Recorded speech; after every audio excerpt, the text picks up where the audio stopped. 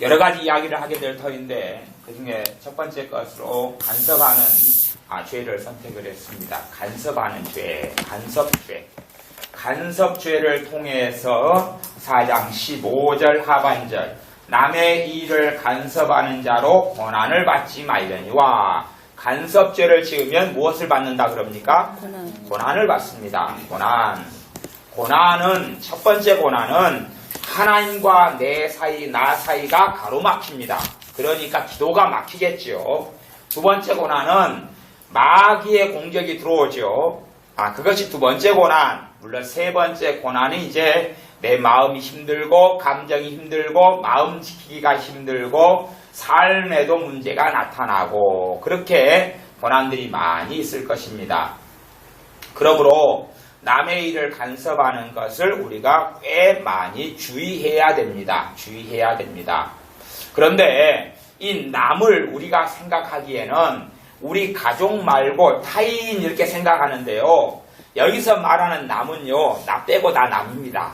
나 빼고 다 남입니다. 내 아내도 남편도 자식도 부모도 형제도 다 남입니다. 나 빼고 다 남이에요. 이웃을 내 몸처럼 사랑하라. 거기서 이웃은 나 빼고 다 이웃이지. 그래가지고 우리 집 우리 식구 빼고 우리 식구는 안 사랑해도 되고 남의 집 식구만 사랑한다. 그게 아니지요.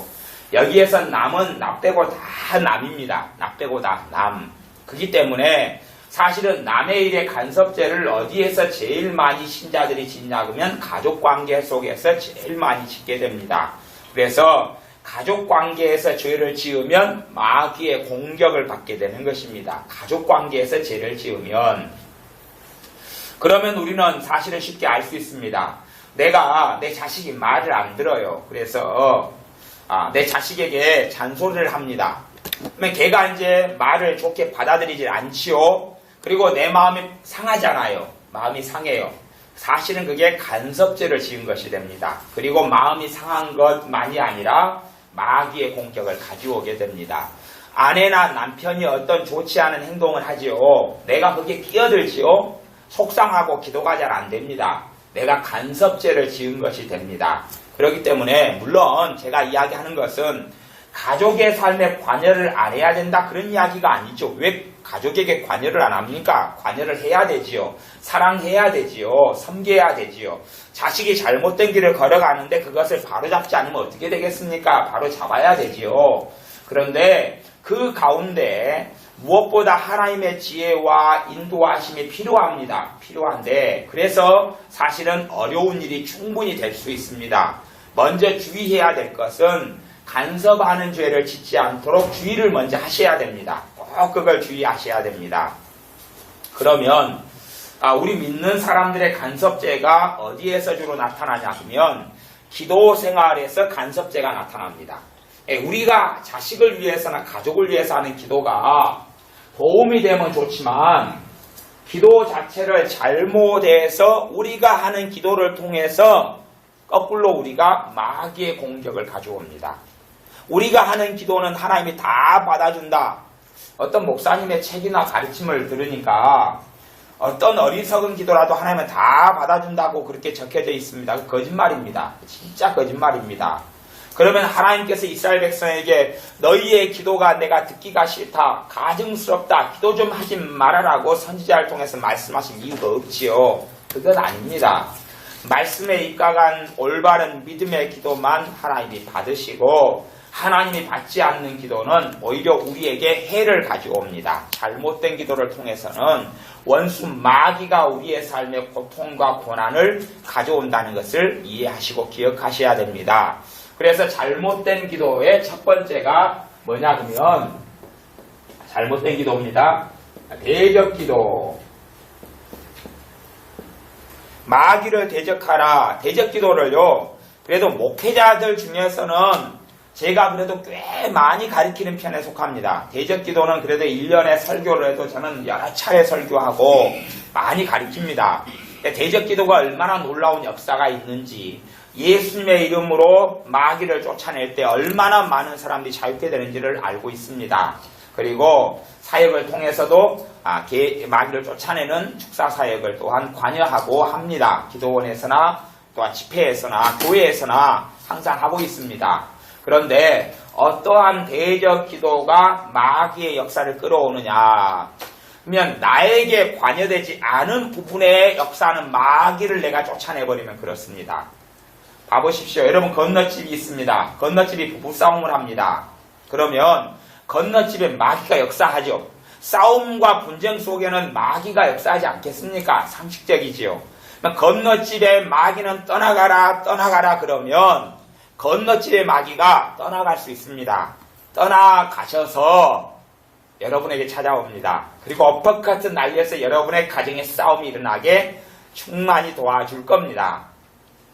남의 집의 마귀에 대한 책임은 우리가 가지고 있는 게 아닙니다. 그들의 책임이고 그들의 소관입니다. 대적기도를 가리키는 목사님 중에서 정원 목사님이 대적기도의 1, 2, 3, 4 책을 잘 써놓고 가리킵니다. 그런데 그 책 가운데 틀린 부분도 좀 있어요. 잘못 가리키는 부분도 사실은 좀 많이 있습니다. 대놓고 이야기를 하지 않지만, 그런데 그 가운데 문제되는 것은 뭐냐 하면 남에게 마귀가 역사하는데 내가 쫓아내라는 겁니다. 남에게 마귀 역사하는데 그냥 쫓아내라는 거예요. 시장에서 걸어가다가 누가 부부싸움하면 거기서 대적기도 해보라는 겁니다. 마귀가 떠나간다고. 떠나가지요. 떠나가지요. 집에 들어가면 내게 환란이 기다리고 있습니다. 그냥 그런 걸 가리키지 않아요. 이게 어리석은 것이 남의 죄에 간섭하는 것을 행하라 그런 것인데 안 되는 것입니다. 귀신을 쫓아내는 것도 어린아이에게 역사하는 귀신을 쫓아내려면 어린아이 부모가 권위를 가진 부모가 내 자식에게 역사하는 귀신 좀 쫓아내 주십시오 라고 요청해야지 간섭이 아니게 됩니다. 우리의 몸에 대해서도 내가 기도를 받고 싶습니다 해야지 간섭이 아니게 됩니다. 심지어는요, 내가 기도를 받고 싶습니다 해도 기도해 줄 때에 사역자는 꽤 조심해야 될 때도 많습니다. 왜냐하면 간섭죄가 되는 경우가 많아요. 간섭죄라는 것은 뭐냐 하면 상대방이요, 자신이 믿음을 가지고 하나님을 의지하는 가운데서 나를 위해서 좀 기도해 주십시오 그러면 성령의 역사가 깨끗하게 흘러가는데, 그게 아니라 나는 꼼짝하기 싫습니다. 나는 믿음을 가지기 싫습니다. 나를 당신이 좀 고쳐보십시오. 나를 당신이 할 수 있거든 변화시켜 보십시오. 당신 하나님의 능력이 있으면 좀 해보십시오. 당신이 하나님께 은사를 받았으면 나를 좀 고쳐보시오. 그러고 자기는 꼼짝을 안 합니다. 단지 머리만 뒤밀고 아니면 기도만 해달라고 그럴 때는 사역자가 기도하면 간섭죄가 돼버립니다. 그래서 그때의 기도 사역을 하면 마귀의 역사가 사역자를 덮쳐와 버립니다. 그렇기 때문에 기도를 해줄 때도 그 사람이 진심으로 나를 도와달라고, 내가 주님의 도움을, 사람 도움이 아니라 주님께서 사람을 통해서 도와주시기 때문에 주님께서 나를 도와달라고 하는 주님을 의지하는 가운데 도와달라고 그러면 아무리 마귀 역사 강하더라도 마귀 역사가 떠나가기도 하고, 또한 기도해주는 사람은 마귀의 공격을 받지 않습니다. 그런데 자기가 책임지지 않아요. 자기는 꼼짝하기 싫어하고 자기는 변화되기 싫어합니다. 자기는 일하기 싫어하고 자기는 멈춰있고 싶습니다. 그러면서 하나님께 책임을 다 떠넘기거나 주의 종에게 책임을 떠넘겨서 나를 좀 고쳐봐라 그런 경우는 절대 성령이 역사하지 않습니다. 그리고 간섭죄가 됩니다.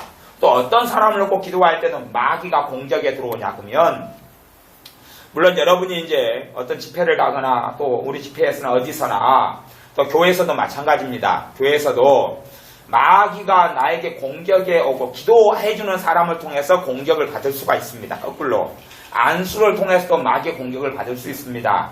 그 이유가 있는데 이유가 몇 가지가 될 수 있어요. 기본적으로는 뭐냐 하면 내가 주님을 의지하기보다 사람을 볼 때는 공격을 받습니다. 아니 어떤 주의 종이라 해서 다 100% 성령 충만한 사람, 100% 주님과 동행하는 사람이 어디에 있겠습니까? 다 마귀 역사도 있고 다 죄도 있고 다 문제도 있지요.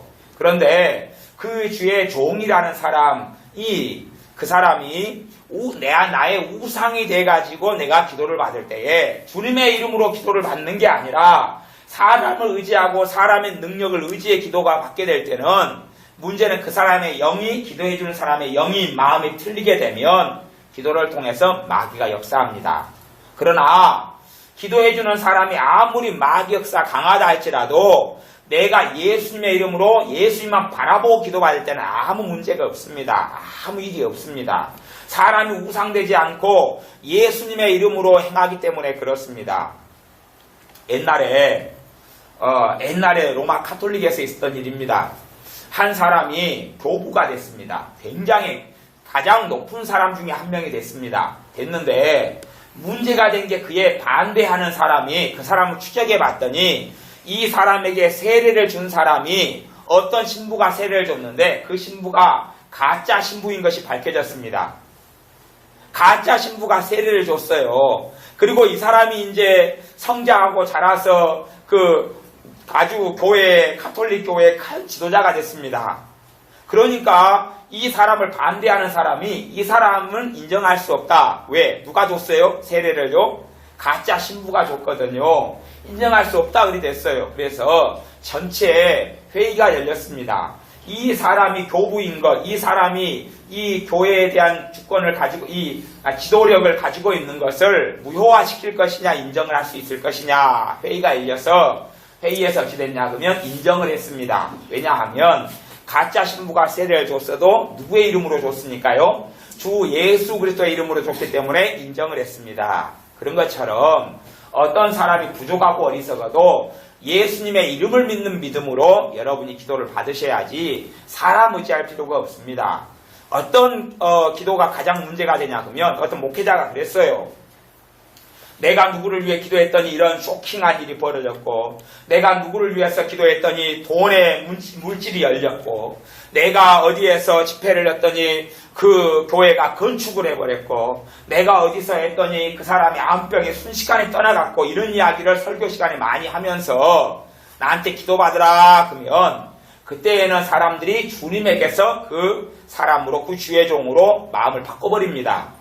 그때에 기도받는 것이 굉장히 위험하게 되는 것입니다. 왜요? 주님이 순식간에 바뀌어져 버리고 맙니다.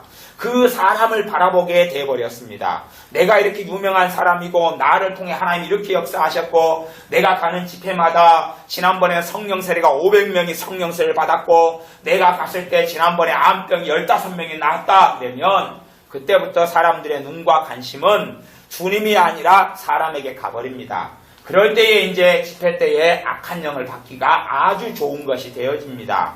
그렇지 않고 우리가 허물이 많고 부족한 주의 종이라 할지라도 물론 교회 목사님들에게 기도를 받는 거 자기 교회 담임 목사님의 기도 받을 때 되면 어찌 담임 목사님이 완벽한 사람이 어디가 얼마나 있겠습니까? 그러나 예수 그리스도의 이름으로 그 목회자를 추종하지 않고 그 사람을 추종하지 않아요.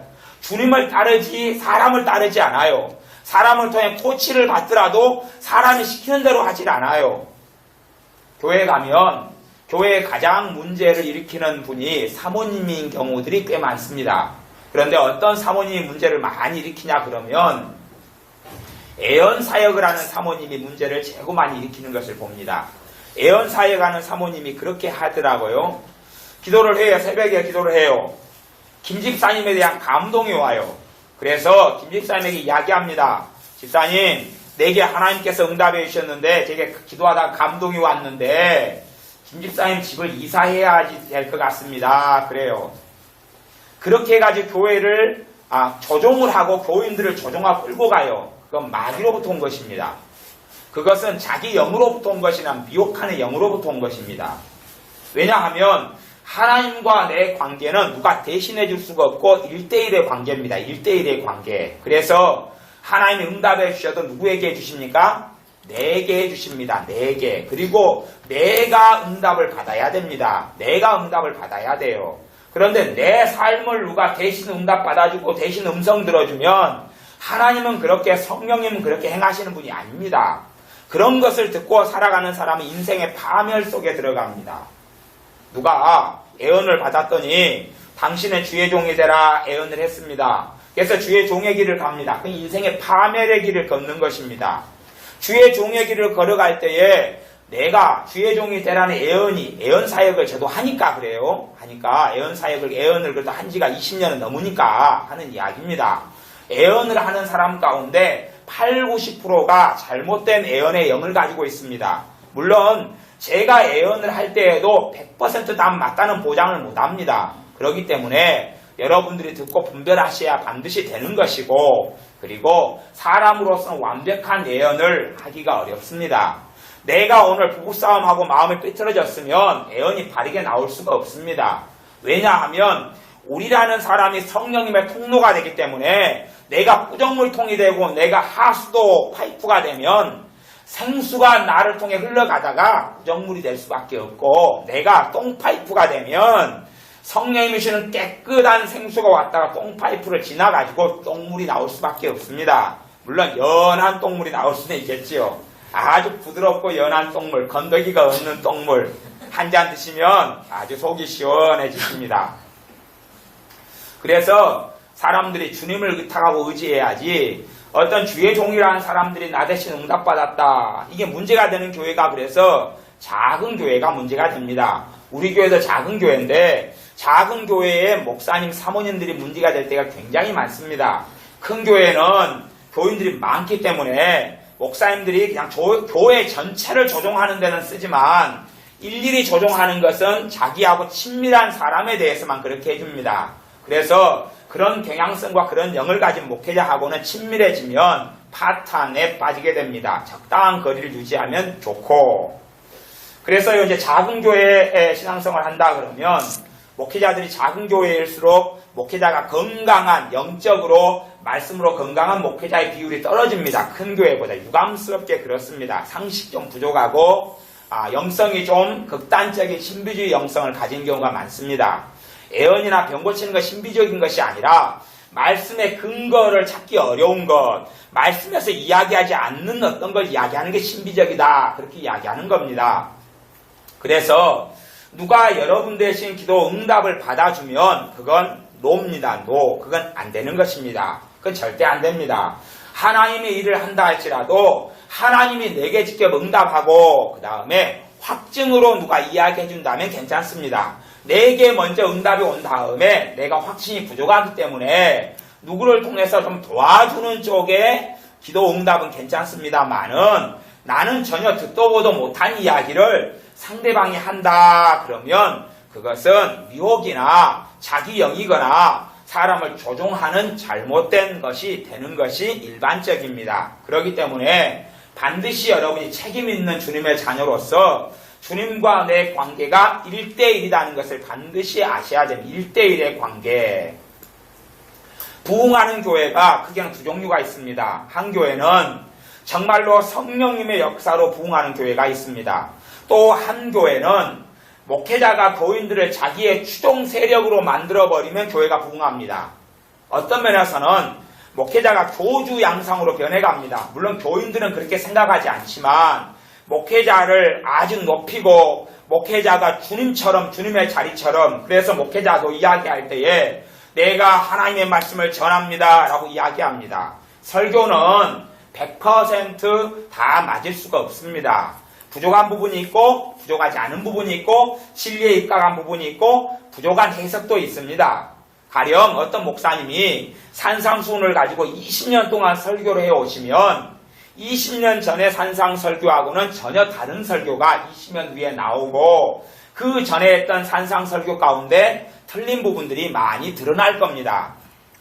최고의 설교자 중에 한 분인 스펄전 목사님이 그런 이야기를 했는데, 똑같은 설교를 한 30번 정도 해봐야지만이 그 설교를 할 수 있을 능력이 생기고 바르게 그 본문을 설교할 수 있다, 그런 이야기를 한 적이 있습니다. 범사에 감사하라 그러면 그 설교를 한 30번 해봐야지 설교하는 사람이 내가 무슨 설교를 하고 있다는 것을 이해하게 됩니다. 참 놀라운 이야기인 것이에요. 여러분의 삶 가운데 첫째는 절대 다른 사람이 내 대신 응답받는 것을 그런 것은 절대 버리시고 치우십시오. 주의 종이라 할지라도 내 대신 응답받는 것은 잘못된 것입니다. 그런 의존적인 신앙은 깐딱하면 절벽에 떨어져 버립니다. 잘못하면 절벽에 떨어져 버립니다. 주의 종이 나 대신 응답받았다 그렇게 이야기하면 그거 부정해야 됩니다. 그거 인정할 수가 없습니다. 인정할 수가 없어요. 어떤 직장을 놓고 기도했습니다. 청년이. 그랬더니 목사님에게 상담을 했어요. 목사님이 직장을 놓고 기도하고 있는데 가야 될까요? 말아야 될까요? 그러니까 목사님이 기도를 해보더니 주님이 그 직장 가랍니다. 그렇게 해줘요. 그러면 이제 문제가 심각합니다. 그 청년한테는. 왜냐하면 직장을 갔는데 직장이 좋은 직장일 수 있어요. 좋은 직장의 가능성이 없습니다. 그런데 직장 생활을 하다 보면 어려움이 있습니까? 없습니까? 있지요. 가면 다 천사들이 기다리고 있지는 않습니다. 마귀도 기다리고 있고 악당도 기다리고 있고 다 기다리고 있어서 대인관계가 동료관계가 쉽지 않습니다. 상사가 나를 동생처럼 아껴주지 않습니다. 그렇기 때문에 직장생활 가운데 어려움과 문제는 당연히 생깁니다. 그때 되면 하나님이 응답했다 그러니까 직장을 그만둘 수 있어요? 없어요? 없어요. 더군다나 이제 문제가 되는 게 하나님을 원망하기 시작합니다. 하나님이 준 직장이면 편하고 즐겁고 행복하고 해피엔딩 해야 되는데 왜 이렇게 힘드냐 그럽니다. 그래서 하나님을 원망해서 그 신앙이 병들어가고 하나님을 오해하고 곡해하게 됩니다. 그렇기 때문에 하나님의 이름으로 뭔가를 이야기한다. 성령님이 이렇게 했다라고 이야기하는 것은 굉장히 위험한 이야기가 됩니다. 실제로 성령님께서 여러분에게 뭔가를 응답해 주셔서 가족에게 이야기한다 할지라도 여러분은 성령님이 이렇게 했다 그러면 안 됩니다.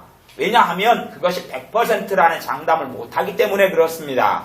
그래서 이러이러한 생각이 드는데 이렇게 하면 어떻겠느냐 그렇게 해야 됩니다. 왜 그런 줄 압니까? 성령님이 했다 그러더라도 봐보세요. 각 사람마다 하나님과 1대1의 관계로 서야 되고 각 사람마다 선택권과 자유의지를 가져야 됩니다. 그런데 제가 어떤 집사님에게 이야기합니다. 성령님께서 집사님에게 오늘은 시장을 가랍니다 그랬어요. 그분이 안 가면 어찌 돼요? 누구를 거스르는 게 됩니까? 하나님을 거스르는 게 되는 것 아닙니까? 그러니 선택권이 있어요? 없어요? 없지요. 없습니다. 그때부터 삶이 복잡하게 되는 것입니다. 문제가 생기는 것이에요. 아무리 성령님께로부터 왔다 할지라도 그 사람에게 하나님이 그랬습니다. 성령님이 그랬습니다. 한 자락 깔고 이야기하는 것은 기도 중에 받았습니다. 기도 중에 감동받았습니다. 그러면 하나님이 했다 그 말하고 똑같은 것입니다. 그렇게 전달을 해버리면 상대방은 이제 고민하게 됩니다. 하기 싫은데 해야 되는 걸 요구하면 내가 하나님한테 반항할까 말까 반항할까 말까 굉장한 담대함이 필요하고 안 하겠다 반항하게 될 때는 항상 양심에 걸리게 되고 문제가 돼서 하나님께 나아가는 길을 가로막습니다.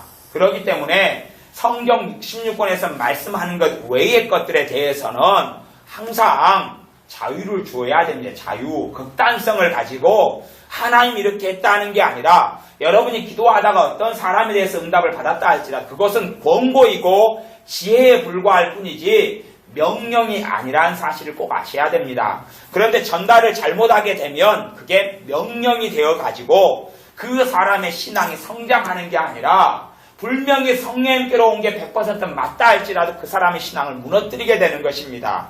그것을 부모가 자식에게 굉장히 많이 행합니다. 그러니 자식이 믿음의 사람으로 살아가지 않은 경우가 많다는 것을 꼭 기억하십시오. 그래서 여러분이 기도하다가 응답이 오면 지혜로 생각하셔서 권면하시고 이야기하시되 하나님의 하자도 꺼내지 마시기를 바랍니다. 성령님의 성자도 꺼내지를 마시고 그냥 편하게 이야기를 하세요. 편하게. 기도하다가 그런 이야기도 마시고 그냥 이야기를 하세요. 이야기를 하면서 여러분이 기도하셔야 됩니다. 주님 마음을 감동하셔서 성령이셨다는 게 확신이 들면 감동하셔서 받아들일 수 있도록 도와달라고 마음을 열어달라고 그렇게 기도하시면서 이야기를 하시고 강압적으로 명령하고 강압적으로 조종하려고는 안 하셔야 된다 그 말입니다. 주의 종이 사실은 위험한 면이 있어요. 어떤 위험한 면이 있냐 그러면 목회자들은 자존심과 주의 종이라는 프라이드를 가지고 있어요. 그것 때문에 자기가 어떤 응답을 받아서 전달할 때 되면 훨씬 더 권위를 가지고 강압적으로 뭔가를 이야기하게 되고 듣는 사람들을 조종하게 됩니다. 가령 연초에 직분자를 세울 때도 선택 기회를 줘야 되는데 내가 기도하다가 구역장으로는 인도자는 집사님이 생각났습니다. 여전도 회장은 집사님이 되는 게 좋은 것 같은 감동이 듭니다. 라고 이야기를 해버린다면 성도님들 입장에서는 선택권이 없지요. 없습니다. 그렇기 때문에 하나님이 했다 그러니까 이제 순한 사람, 양순한 사람은 따라야 되고 하나님을 제대로 알고 있는 사람은 거절해도 아무 문제가 없다는 것을 압니다. 그럼 불순종하고는 다른 것입니다. 거기에 순종의 이야기를 끄집어내면 안 되는 것입니다. 많은 경우에는 그게 잘못된 것이에요. 선택권을 줘야 돼요. 안 그러면 그걸 선택하게 마음대로 목회자가 조종한다면 그리고 여러분이 조종당하신다면 그렇게 사시는 것도 좋아요. 목사님한테 가서 물어보십시오. 목사님 새벽부터 가시면 좋아요. 가셔서 새벽기도 전에 목사님 오늘은 제가 무슨 옷을 입을까요? 물어보셔요. 노란 옷을 입으세요. 그럼 아멘. 또 어째 노란 옷을 입으시고 조금 있다 또 바로 달려가셔야 돼요. 여러분의 자식이 학교 옷 입고 가야 되거든요. 교복은 괜찮은데 교복이 아닌 자율복이면 또 목사님께 여쭤보셔야 돼요. 신발이 또 많으면 꼭 가서 물어보셔야 돼요. 샌들을 신고 갈까요? 구두를 신고 갈까요? 운동화를 신을까요? 꼭 물어보셔야 되고 점심 때는 몇 시에 밥 먹을지 꼭 물어보셔야 돼요. 그렇게 사시는 것을 한 3일 물어보면 목사님이 이야기합니다. 나한테 이제 묻지 마세요. 그럽니다. 그래서 못된 버릇을 고칠 수도 있습니다. 어쨌든 그렇게는 우스갯소리지만 여러분이 사람에게 그 사람이 주의 종이라 할지라도 조종당하는 삶은 거절하셔야 됩니다. 마찬가지로 아무리 누가 신령하고 기도를 많이 하는 권사님이고 전도사님이라 할지라도 대신 응답받았다 그러면 여러분이 참전을 할 수 있어도 절대 그 말을 들으시면 안 됩니다.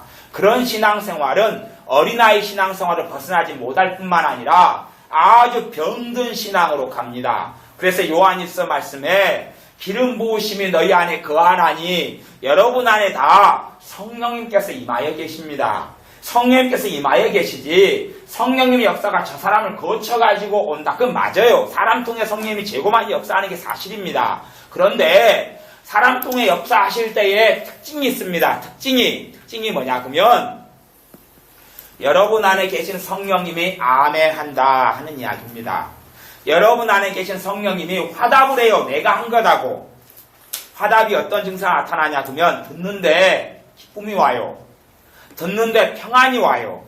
듣는데 주님에 대해서 감사가 돼요.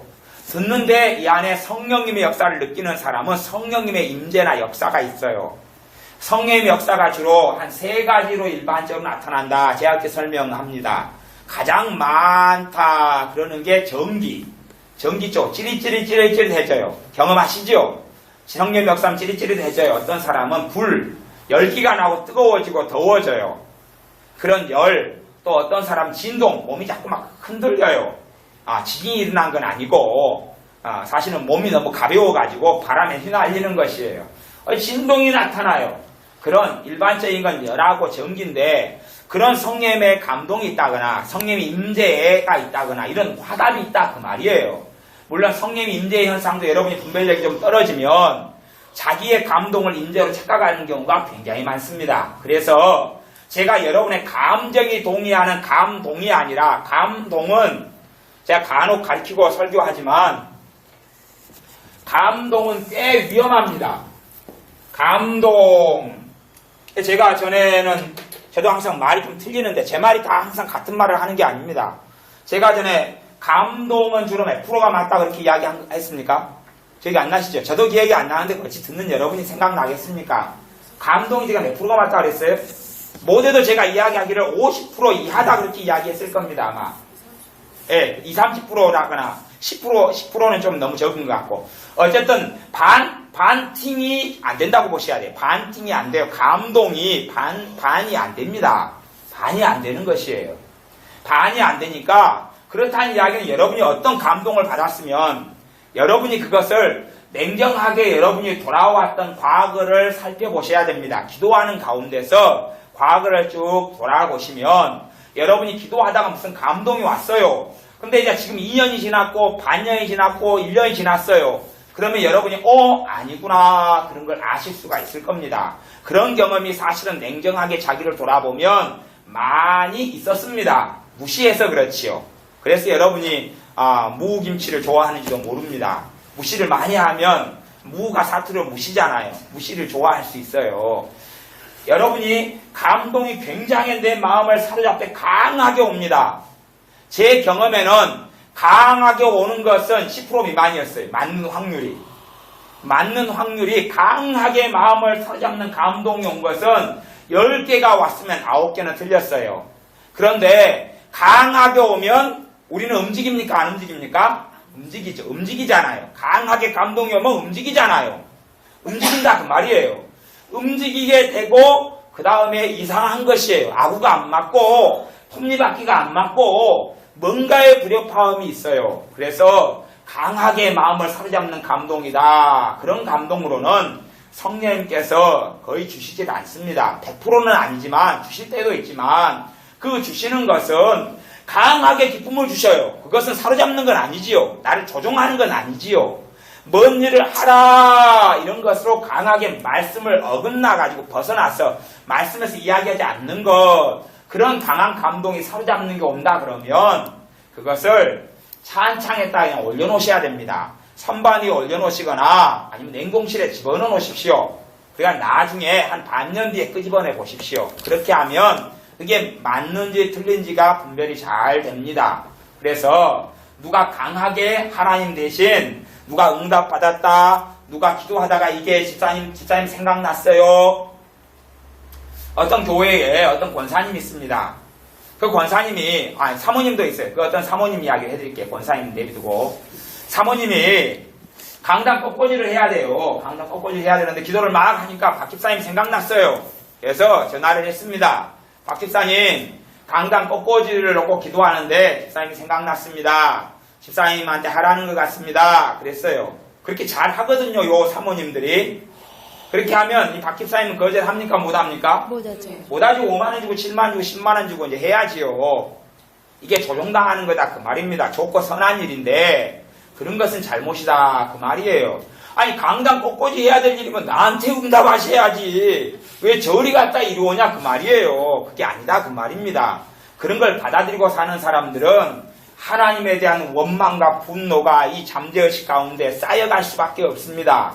하나님에 대한 불평불만이 쌓여갈 수밖에 없습니다. 이런 것은 잘못이다 그 말입니다. 집사님 내가 기도해 보니까 지금 교회 헌금이 부족한데 집사님에게 떠올리는데 이 1000만원을 집사님이 해 놓으셔야 될 것 같아요. 그럽니다. 그 말 들어야 됩니까? 말아야 됩니까? 알아야죠. 100번이면 100번, 1000번이면 1000번 듣지 말아야 되죠. 그걸 따라다니는 사람들은 물질에 빵꾸가 나기 시작합니다. 하나님께 헌금으로 드린 거라 할지라도 그건 잘못된 길이 되기 때문에 그렇습니다. 헌금의 원리는 성경 말씀에 너희가 자원함으로 드려라 그랬습니다. 자원함으로 드려라 그랬습니다. 감사함으로 드려야지, 자원함으로 드려야지. 그래서 꼭 내가 해야 된다 그래도 그런 권고가 받고 필요가 느껴져도 여러분이 스스로 드려야 된다 그 말입니다. 억지로 마지못해서 내는 것을 하나님은 받지 않습니다. 그렇기 때문에 누가 뭘 내야 된다고 이야기하더라도 여러분은 거절하시는 게 맞습니다. 그리고 여러분 시간을 가지고 기도를 하셔요. 한 달, 두 달, 열흘, 3일 기도를 하셔요. 그리고 여러분이 응답 받으셔가지고 그렇게 해서 움직이셔야 됩니다. 그렇지 않으면 여러분의 물질이나 여러 가지 면에 있어서 손해를 많이 가지시게 됩니다. 그래서 여러분은 반드시 하나님의 응답은 여러분이 받아야 된다 하는 것을 반드시 명심하셔야 됩니다. 반드시 명심하셔야 돼요. 대신 교회 안에 여러 직책과 직분과 지체들이 있어서 내가 손이면 발의 일은 발이에서 나를 도와주고 코의 일은 코가에서 나를 도와줍니다. 그것은 대신 응답받는 거하고 좀 다른 것입니다. 그 같은 걸로 생각하시면 안 됩니다. 그렇기 때문에 각 지체의 부분들이 서로 상합하고 연합하여 그리스도의 몸을 자라게 하고 여러분의 삶을 성장시키기 때문에 독불장군으로서는 존재할 수 없습니다. 그것은 다른 일면을 이야기하는 것입니다. 그것 가지고는 이제 자세하게는 오늘은 다루지 않겠습니다. 어찌되었든 간에 절대 다른 사람이 나 대신 응답받았다 하는 것, 그렇게 움직였던 것은 꼭 회개하셔야 됩니다. 하나님을 오해하고 곡해했던 것들이 만들어질 수밖에 없습니다. 그건 꼭 회개하셔야 됩니다. 여러분은 하나님의 아들이고 딸이기 때문에 여러분에게 하나님께 선택하게 하시고 자유를 주시는 가운데 길을 걷게 하십니다. 강제로 목을 끌어안고, 여러분 하나님이 그렇게 하신 적 있습니까 혹시? 이 하나님께서 가장 기뻐하는 것은 하나님의 말씀을 묵상하고 말씀을 앉았을 때든지 일어설 때든지 길을 행할 때든지 하나님 말씀을 내 자식에게 강론하라 하면 얼마나 말씀을 사랑하는 게 하나님을 사랑하는 것입니까? 하나님이 무엇보다 기뻐하는 게 말씀을 받아들이고 말씀을 새기는 것을 가장 기뻐하시죠. 그런데 혹시 지금까지 여러분의 신앙생활하는 가운데 하나님이 강제로 성경 읽기 싫어하는데 여러분은 성경책에다가 머리를 들이밀게 하고 강제로 말하기 싫어하는 입을 벌려가지고 성경을 읽게 만들고 강제로 머리를 굴려가지고 성경을 생각하게 하고 혹시 그런 적이 있으십니까? 한 번도 없으셨죠? 기도를 통해서 하나님의 은혜 속에 들어가고 기도를 통해서 응답을 받고 기도를 통해서 하나님의 사랑을 누리고 체험하고 받는데 기도를 통해 마귀가 떠나가고 기도를 통해 질병이 치유되는데 기도는 선물이고 축복이고 특권인데 기도가 너무 중요한데 하나님이 여러분을 강제로 무릎을 꿇려가지고 기도하기 싫은데 자고 싶은데 기도를 강제로 시키고 하기 싫은데 입을 열어가지고 기도를 막 시키고 있는 일이 있었습니까? 없었습니까? 없었지요. 정말 중요하고 좋은 것인데 없었잖아요. 그것처럼 하나님은 하나님의 자녀를 강제로 하지 않습니다. 그래서 성령님의 방법은 감동으로 역사하셔. 감동으로. 감동과 지시, 은사 이렇게 성령님께서 여러 가지로 물론 역사하셔요. 역사하시는데 일반적인 성령의 역사가 감동입니다. 감동인데 이 감동이 맞는 경우가 있고 틀린 경우도 많다 하는 것을 꼭 기억하셔야 됩니다. 틀린 경우가 많다. 그렇기 때문에 감동이 무엇이 오면 맞을 확률이 높을 때는 어떨 때냐 그러면 기도하다가 감동이 오는 것은 맞을 확률이 높아요. 대신 하나님께 감동이 와도 여러분이 그것을 어그러뜨려 버릴 수가 있어요. 무슨 말이냐 그러면 봐보세요. 내게 지금 1000만 원이 꼭 필요해요. 1000만 원이 꼭 필요해요.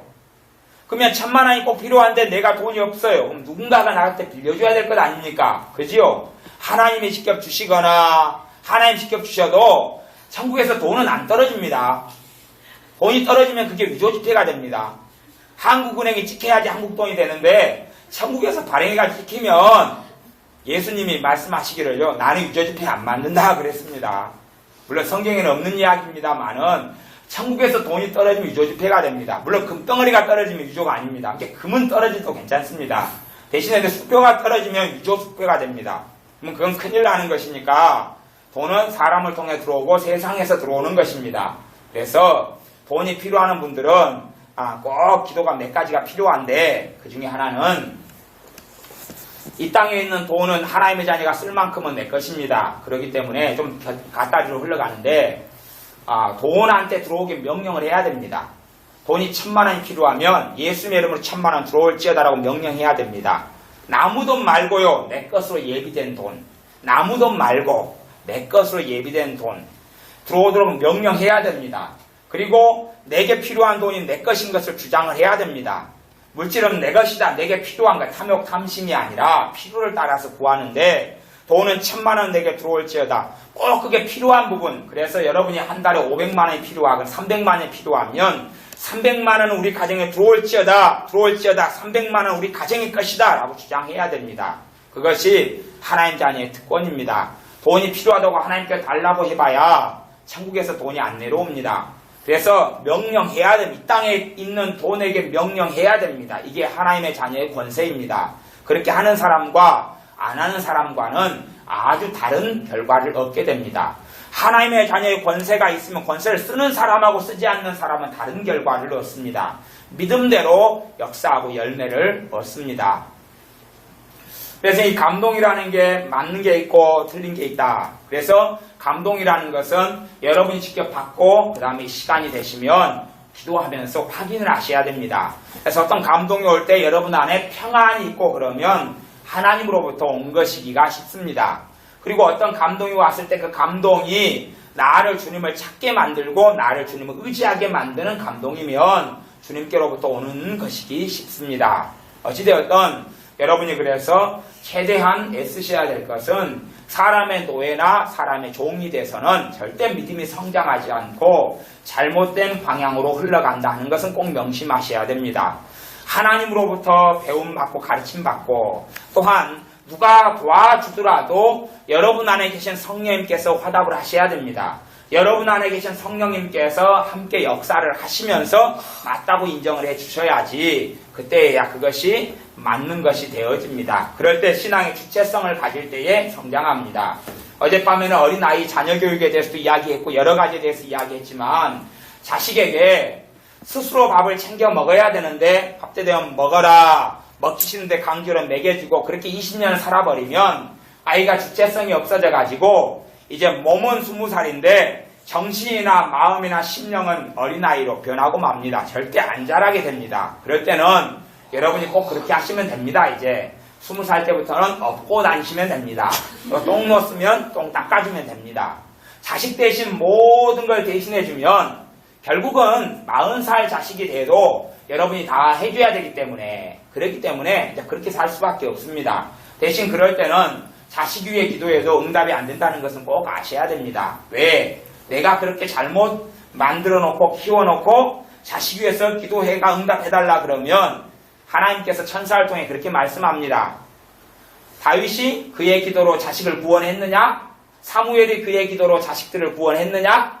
엘리가 그의 기도로 자식들을 구원했느냐라고 물으실 겁니다. 아니요, 구원 못했습니다. 사무엘의 자식들 엉망으로 됐지요. 엘리의 자식들 자기까지도 심판을 받았습니다. 다윗 그렇게 기도의 사람인데도 자식들 서로 죽이네.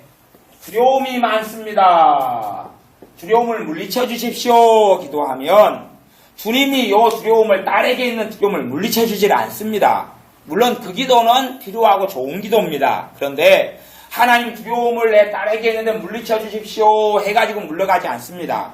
그 딸이 어린 자식이다면 간단하게 하는 것이죠. 오라고 불러가지고 하나님의 말씀을 가리킵니다. 하나님은 너에게 두려움을 주시지 않는다. 하나님이 주시는 것은 두려워하는 마음이 아니요 오직 능력과 근심과 사랑하는 마음이다. 그리고 하나님이 너에게 두려워하지 말라. 하나님이 너를 지킨다고 말씀했다. 그리고 그 구절을 읽게 하고 애우게 하거나 암송하게 하거나 소리내 큰 소리 읽게 만들어요. 그럼 믿음이 좀 생겨나죠. 그러죠? 말씀이 들어가면 믿음이 좀 생겨납니다. 믿음은 하나님의 말씀으로 그리스도의 말씀으로 말미암기 때문에 그렇습니다. 그렇게 한 다음에 예수님의 이름으로 명령하노니 두려움은 떠나갈지어다 라고 명령 기도를 해주셔야 그래야지 두려움이 빨리 사라지고 없어집니다. 그렇지 그렇게 해야 되는 것을 아이는 꼼짝을 하지 않고 저 멀리 있는 아이를 위해서 두려움은 떠나갈지어다 해도 두려움을 통해서 두려움의 악한 영이 역사하고 있으면 악한 영이 웃습니다. 내가 네 기도 듣고 왜 떠나가야 되는데. 그리고 그 두려움의 영이 찾아옵니다. 여러분을. 그래서 여러분에게 두려움의 일이 생기게 만들고 역사를 해줍니다. 그럴 때는 이제 자식한테는 그 두려움의 영이 한 녀석이면 저놈이 나한테 와서 나를 괴롭히니까 딸은 편안하겠어요? 안 하겠어요? 편안할 거 아닙니까? 편안하겠죠? 날 괴롭히니까. 게다가 이제 한참 괴롭히고 떠나가지요. 그럼 누가 두려워하게 돼요? 이제 딸이 그러지요. 나는 평안하고. 막 교환에 불과하지 아무런 일이 있는 게 아닙니다. 그냥 마귀를 불러들이고 다시 보내는 것에 불과한 것입니다. 그래서 두려움을 떠나게 하려면 두려움했던 것을 회개해야 됩니다. 두려워하는 건 죄입니까? 아닙니까? 죄지요. 하나님을 두려워하고 하나님을 경외하는 것은 하나님이 기뻐하시지만 하나님을 두려워한다. 그것도 그 다른 말로 하면 경외한다. 그 말이에요. 경외하는 게 우리나라 말로 뭐냐? 그러면 한국식으로 말하면 존경하고 공경한다. 사람 사이로 이야기하면 그런 표현에 가장 가까운 표현이 됩니다. 부모를 아버지를 공경한다. 아버지를 무서워해요? 안 해요? 무서워하진 않지요. 하나님을 무서워해라. 그 말이 아닙니다. 하나님을 마음속에서 공경하고 존경하고 따르는 것을 이야기하는 것이죠. 이게 하나님을 경외하고 두려워하는 것입니다. 하나님을 무서워해버리면 얼마나 끔찍한 일이 벌어지겠습니까? 그렇기 때문에 두려워하는 죄를 회개시켜야 됩니다. 우리 자신에게 있어 두려움의 문제가 발생했다 그러면 두려움으로 역사는 마귀는 떠나가라 해서 떠나가질 않습니다. 왜냐하면 두려움을 내가 많이 받아들인 내 죄가 있을 것 아닙니까? 두려움을 지금까지 많이 받아들였을 것 아닙니까? 그래서 두려움으로 마귀가 역사 안 해도 나는 두려움이 있습니다. 왜? 내 안에 두려움이 이렇게 많지 않습니까? 많이 먹고 받아들여가지고 이거 그냥 안 없어집니다. 어찌 그냥 없어집니까? 여러분 한국 사람은 그래도 한에 대해서 좀 알고 있습니다. 한을 품고 가지고 가지면 한이 많아집니까? 안 많아집니까? 많아지죠. 가슴에 이렇게 쌓여가지고 중치가 막히지 않습니까? 절망을 많이 받아들이면 절망으로 마귀가 역사 안 해도 내 안에가 절망이 가득하게 됩니다. 이 안에 가득한데 내가 일만 생기면 절망할 수밖에 없지 않습니까? 이것을 비워내는 방법이 회개라는 것입니다. 주님, 내가 절망한 것을 죄로 인정합니다. 주님, 내 죄를 주님의 십자가 앞에 내어드립니다. 내 절망을 위해 주님께서 날 위해 죽으신 것을 내가 믿습니다. 그리고 절망의 죄를 내어버려야 됩니다. 왜 절망을 가지고 회개를 반복적으로 많이 할 수밖에 없느냐? 그러면 그러지요. 여러분의 밭이 만평이라고 가정한다면 만평에다가 잡초를 가득 심었습니다. 아니 가만 놔둬도 만평이 잡초밭이 되겠지요.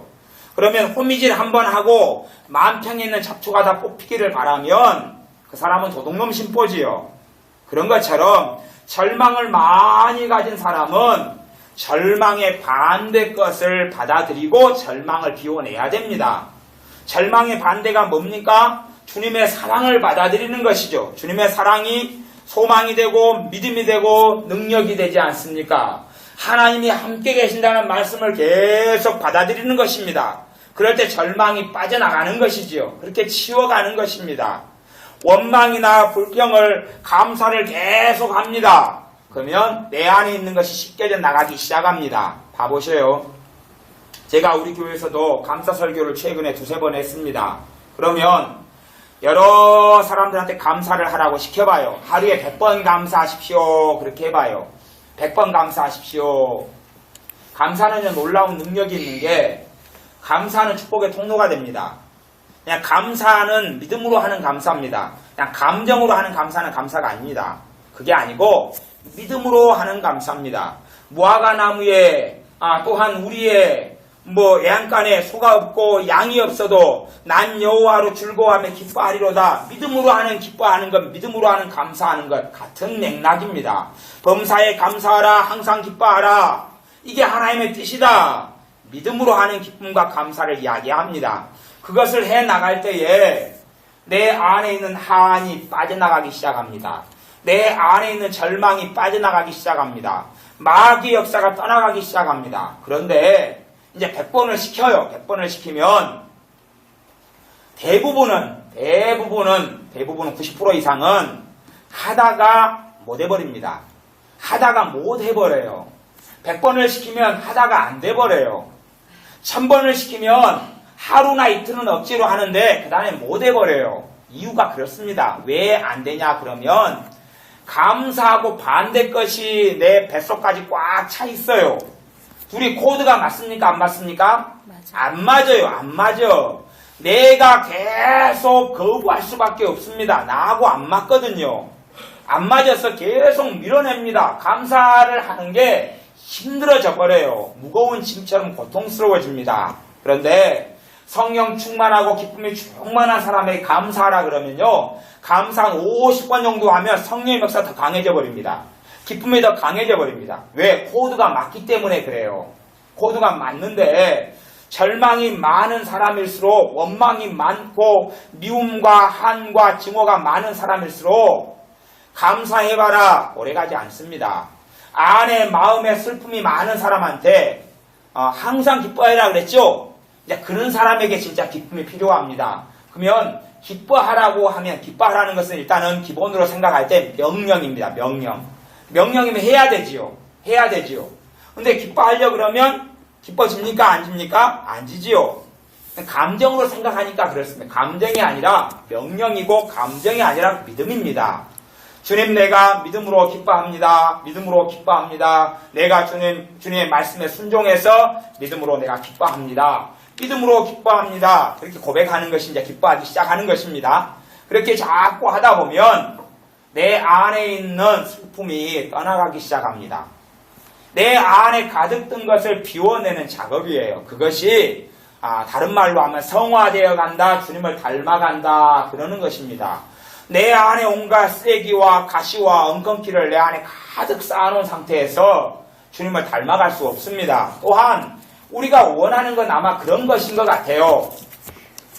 30년 동안 내 안에 절망과 한을 가득 쌓아놓고 기도합니다. 주님, 나는 쓰레바지도 들지 않고 빗자락도 들기 싫으니까요. 나는 누워서 잘 테니까 주님이 30년 동안 쌓아왔던 것을 청소 좀 해주십시오. 그럽니다. 다 치워달라고. 주님이 안 치워줍니다. 그거. 천사가 그렇게 이야기할 겁니다. 물론 저는 이야기를 못 들었습니다만은 너는 손이 없냐 발이 없냐 너가 어지르는 거 너가 치워라 그럽니다. 너가 치워라. 우리의 마음을 청소할 사람의 책임은 100% 나에게 있습니다. 그런데 우리는 그것을 청소하지 않으려고 그러고 주님 내게 기쁨을 주세요 그럽니다. 근데 기쁨을 내가 믿음으로 받아들이고 주장할 때에 청소가 일어나기 시작합니다. 내 마음 안에 쌓아놨던 것을 치워나가기 시작하는 것입니다. 그런데 코드가 안 맞을수록 어려워요. 안 맞을수록. 기쁨이 있는 아이에게 웃어라 그러면 쉽게 웃지요. 애가 짜증 부르고 신경을 부르는 아이에게 웃어라 그러면 애가 웃습니까? 안 웃습니까? 안 웃고요. 엄마 신경질 나게 왜 그래? 미쳤어? 그럽니다. 전혀 말을 듣지 않습니다. 내게 기쁨이 있는 아이들은 작은 즐거운 일만 만나도 웃음이 빵 터집니다. 그런데 절망과 슬픔이 있는 아이는 좋은 일을 만나도 좋은 걸 먹어도 피자를 먹어도 케이크를 먹어도 기쁘고 감사하고 좋은 줄을 모릅니다. 왜? 마음속에 그것이 꽉 쌓였기 때문에 그렇습니다.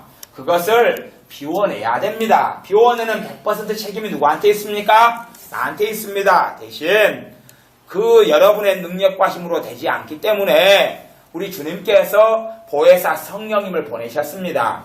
성령이 반드시 여러분을 도와주십니다. 그걸 믿으셔야 됩니다. 말할 수 없는 탄식으로 우리가 빌바를 알지 못하나 성령님께서 너희를 위하여 친히 강구하시느니라 그랬습니다. 성령님께서 도와주십니다. 주님이 여러분의 편이 되어주셔서 여러분의 보좌 하나님의 보좌 우편에서 여러분을 위하여 친히 강구하시느니라 그렇게 히브리서 말씀에 나왔습니다. 주님께서 나를 위한 중보자가 두 분이 계시죠. 한 분은 우리 주 예수 그리스도 또 한 분은 성령 하나님이십니다. 그러니 왜 우리가 절망하며 왜 우리가 버림받으며 왜 우리가 낙담한 채로 살아야 됩니까? 그럴 필요가 없습니다. 대신 우리가 그것을 믿어야 됩니다. 주님께서 나의 중보자이고 나의 변호자인 것을 믿어야 됩니다. 예수 그리스도 우리 주님께서 중보자라고 성경이 가리킵니다. 중보자라는 이야기는 봐보세요. 여러분이 살다가 여러분에게 있는 죄를 발견했습니다. 죄를 지었습니다. 허물이 드러났습니다. 그러면 누가 필요하죠? 중보자가 필요합니다. 주님께서 대신 자신의 피를 가지고 아버지께 나아가서 이 사람은 죄가 없습니다 라고 해주실 겁니다. 어떻게요? 내 죄를 주님께 넘겨드리고 맡겨드리면 법적으로 문제가 생기면 내 힘으로 법적으로 감당하지 못하면 누구를 삽니까? 변호사를 사지요. 내가 변호사를 돈 주고 200만원, 300만원, 500만원 주고 사면 변호사는 항상 누구 편입니까? 의뢰인 편이지요. 의뢰인 편이 돼야 되는데 반대편 변호를 하고 있으면 돈 줄 수 없습니다. 그러는 것이에요. 변호사를 돈 주고 사고 고용하면 변호사는 내 편이 돼서 최선을 다해서 잘 변호하려고 그럽니다. 그런 변호사가 우리 주 예수님이시고 우리를 사랑하셔서 그 변호자가 되셨습니다. 우리의 죄를 변호하시는데 자신의 피로 변호합니다. 그러므로 우리가 주님께 나아가고 주님을 의지하면 주님께서는 자신의 피로 우리의 죄를 덮으시며 하나님께 변호하시는 것입니다. 이 사람이 죄가 많습니다. 그러나 아버지여 내가 이 아들을 위해서 이 딸을 위해서 내가 피 흘리고 죽었나이다. 그러니 무죄합니다. 라고 변호하는 겁니다. 회개하고 죄를 가지고 주님께 나아가는 자들마다 그러한 변호가 항상 아버지와 주님 사이에 있다는 것을 기억하고 아셔야 됩니다. 여러분들의 삶 속에서 여러분 안에 쌓아놨던 것을 비우고 버리는 과정이 버릴 때 되면 내 안에 쌓아놨던 것이 실제로는 세상에서 겪는 경험, 감정, 느낌, 버림, 서러움인데 그것은 진리하고 반대되는 것입니다. 진리하고 반대되는 것, 진리는 하나님의 말씀인데 하나님의 말씀하고 반대되는 것입니다. 그렇기 때문에 우리가 말씀을 받아들여야 됩니다. 진리를 여러분이 받아들이셔야 됩니다. 진리를 받아들이셔야 돼요. 말씀을 받아들이는 가장 기본적인 방법은 말씀 묵상입니다. 말씀 묵상. 아니면 말씀 암송입니다. 단지 말씀을 암기하는 것으로 그치지 말고 하나님의 말씀을 밥을 먹는 것처럼 받아들이십시오. 말씀을 마음으로 받아들이십시오. 받아들이시면 여러분 안에 쌓아놨던 것들이 빠져나가기 시작합니다. 내 안에 쌓아놨던 것이 빠져나가는데 말씀을 사실은 여러분이 성경 읽기를 바르게 하느냐 틀리게 하느냐를 보면 알 수가 있어요. 어떻게 알 수 있냐 그러면 성경 읽기를 바르게 하면 말씀을 나의 생명의 양식으로 먹습니다. 마태복음 4장 4절 사람이 떡으로만 살 것이 아니요 하나님의 입으로 나오는 모든 말씀으로 살 것. 영의 양식이죠. 하나님의 말씀을 영의 양식은 어디에서 먹습니까? 마음에서 먹습니다. 로마서 10장 10절 사람이 마음으로 믿어 의에 이르고 마음으로 하나님의 말씀을 먹습니다. 마음으로 받아들입니다. 하나님의 말씀이 너희 마음에 있고 너희 입에 있다. 진리의 말씀, 믿음의 말씀이 마음에 있고 입에 있다.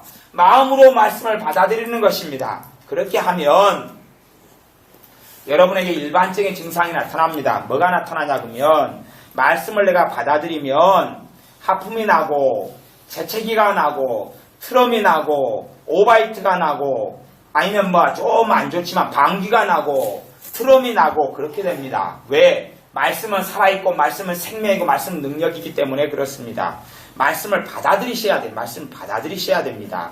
말씀을 받아들이시면 좋지 않은 것들이 빠져나가기 시작합니다. 그래서 축사 사역을 많이 하는데 축사 기도 예수님의 이름으로 또 내적 치유 기도라든지 한을 떠나가게 하고 두려움을 떠나가게 하고 절망을 떠나가게 하고 우울증을 떠나가게 하면 기도를 계속하면 계속 오바이트를 하고 토해내고 하품이 나오고 트럼이 나옵니다. 그게 안 좋은 내 쌓아놨던 것이 마귀가 떠나가는 게 아니에요. 마귀가 떠나가는 게 아니라 내 마음과 심령 안에 내 잠재의식 속에 온갖 오물과 쓰레기를 쌓아놨는데 그것이 빠져나가는 것이에요. 그것이 빠져나가는 것만큼 물론 간혹 가다가는 내 몸에 집을 짓고 있는 더러운 빛이 나가는 경우도 있어요. 그것은 이제 여러분이 알 수가 있어요. 그런 일이 벌어지면 최소한은 공통점 100%는 아닌데 90% 이상의 공통점은 꿈에 보여요. 꿈에 멋이 빠져나가는 게 보여요. 아니면 꿈에 안 보이면 몸이 갑자기 몸무게가 한 5kg, 10kg 빠진 것처럼 느껴져요. 물론 몸무게를 닮은 몸무게가 똑같아요. 근데 그게 아니라 이 사람 굉장히 개운해요. 개운하고 가뿐해요. 그리고 큰 짐이 사라지는 것처럼 느껴질 때도 있어요. 그것이 일반적으로 내 몸에, 특별히 귀신은 악한 영은 몸에다가 이렇게 자리를 잡고 몸에 근거지를 삼습니다. 성령님께서는 내 심령에 계시고 주님은 내 마음에 계시고 악한 영은 이 몸에다가 집을 짓는데 그러한 악한 영이 신체 부위에서 떠나가게 되면 내 신체적으로 그런 일을 느낍니다. 아니면 집안에서 떠나가게 되면 꿈을 꾸는데 뱀이 집에서 쫙 빠져나가고 그래요. 그런 걸 다 꾸게 되고 보게 되는 경우가 일상적입니다. 이제 그건 제껴놓고 그래서 우리 안에 쌓아왔던 온갖 잡동사니들을 비워버리는 방법이 뭐냐 하면 하나님의 말씀을 받아들이는 것입니다. 이게요 귀신이 사로잡거나 귀신 들림의 문제라면 예수님의 이름으로 능력이 세면 세서 쫓아내면 간단합니다. 그런데 문제는 귀신 들림이나 사로잡힘의 문제가 아니고 대부분의 악한 영이 나를 자주 공격하고 나를 지치게 하고 절망을 자주 주는 것은 내 아내가 공격할 수 있을 그 죄들이 쌓여있기 때문에 그렇습니다. 근심이 내 안에 쌓여있으면 그 근심 덩어리들은 다 죄지 다른 게 아닙니다. 다 죄입니다. 하나님의 나라 천국이 임하지 않도록 가로막는 죄입니다.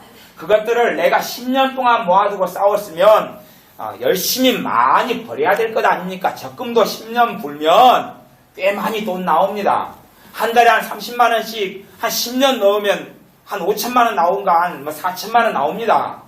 그런데 근심으로 10년 적금을 넣었으면 여러분 지금 이제 이자 나올 때가 철철이 넘었습니다. 그래서 막 열매가 뚝뚝 떨어집니다. 두려움도 이자가 많이 나오실 겁니다. 절망도 많이 품었으면 이자가 어떻게 나오냐 하면 절망의 일들이 생겨나기 시작합니다. 이게요 너희가 무엇으로 심든지 그대로 거두리라. 절망으로 많이 심은 어떤 사람이 절망의 삶을 사냐 그러면 그 사람 마음 안에 절망이 많은 사람은 절망의 삶을 삽니다. 예수를 믿고 영접해도 말씀에 가 너 절망해라 그랬으면 절망의 삶을 살아가면 오, 야, 내 딸아 이쁘다 그럴 겁니다. 근데 말씀에 너 절망해라 그게 있습니까? 없습니까? 없지요. 없는데 꼭 안 시키는 것은 잘합니다. 근심해라 이것이 있습니까? 없습니까? 없어요. 물론 어떤 부분에 근심해라는 게 있냐 그러면 죄 때문에 근심해라, 주님을 닮아가지 못하는 것에 근심하는 이러한 영적인 근심, 하나님이 기뻐하는 근심이 또 있어요. 그거 말고 세상 근심은 무엇을 이룹니까? 예? 세상 근심이 무엇을 이루어요? 세상 근심을 통해서 우리의 삶에 환난과 절망과 낙담과 좌절과 비극이 찾아옵니다. 근심이 많은 사람이 하나님의 자녀로 그 능력과 은혜를 누리고 살 수가 없습니다. 근심이 내가 많다 그런데 성령 충만한 삶을 살 수가 없습니다. 봐보십시오. 성령의 9가지 열매가 있는데 사랑과 희락은 기쁨이죠. 화평, 평강이죠. 피스, 평안입니다. 오래 참음, 인내심, 자비, 양선, 충성, 온유, 절제 그것하고 비극, 절망, 눈물, 한탄, 괴로움, 슬픔, 같이 있을 수 있습니까? 없습니까? 내 안에요 그것이 많으면, 지옥에 있는 게 많으면 성령 충만을 받아도 금방 없어집니다. 금방 없어져요. 성령 충만을 받았어요. 그러면 뭐가 나타납니까? 평강이 나타나죠. 기본적으로는 평안이 내게 임합니다. 그런데 나는 불안의 사람이고 나는 근심의 사람이고 나는 두려움의 사람이에요. 이제 이 두의 양자의 싸움이 벌어지기 시작합니다. 그 싸움을 사도 바울이 로마서 7장 이런 데 해놨습니다. 내 속에 두 가지가 거한다 하는 걸 이야기해 놓습니다. 내 속에 선을 행하고자 하는데 선을 행하는 내게 악이 함께 있는 거로다 라는 이야기를 합니다. 내 안에 그렇게 싸운 게 있는데 이것이 충돌을 일으켜요. 거기에서 내가 믿음을 선택하고 기쁨을 선택하고 주님을 선택하고 주님을 불안 가운데 신뢰하는 걸 선택하면 이 불안이 떠나가고 빠져나가기 시작합니다. 그렇게 되는데 우리는 다시금 옛날 습성과 본성대로 불안을 선택합니다. 그러면 이제 성령님께서는 우리를 자녀로 대우하시고 또한 자유케 하시는 진리의 영이시기 때문에 내가 불안을 선택하면 주님의 평안은 성령님께서 알았다, 네 뜻을 존중하마, 그리고 평강을 거두십니다.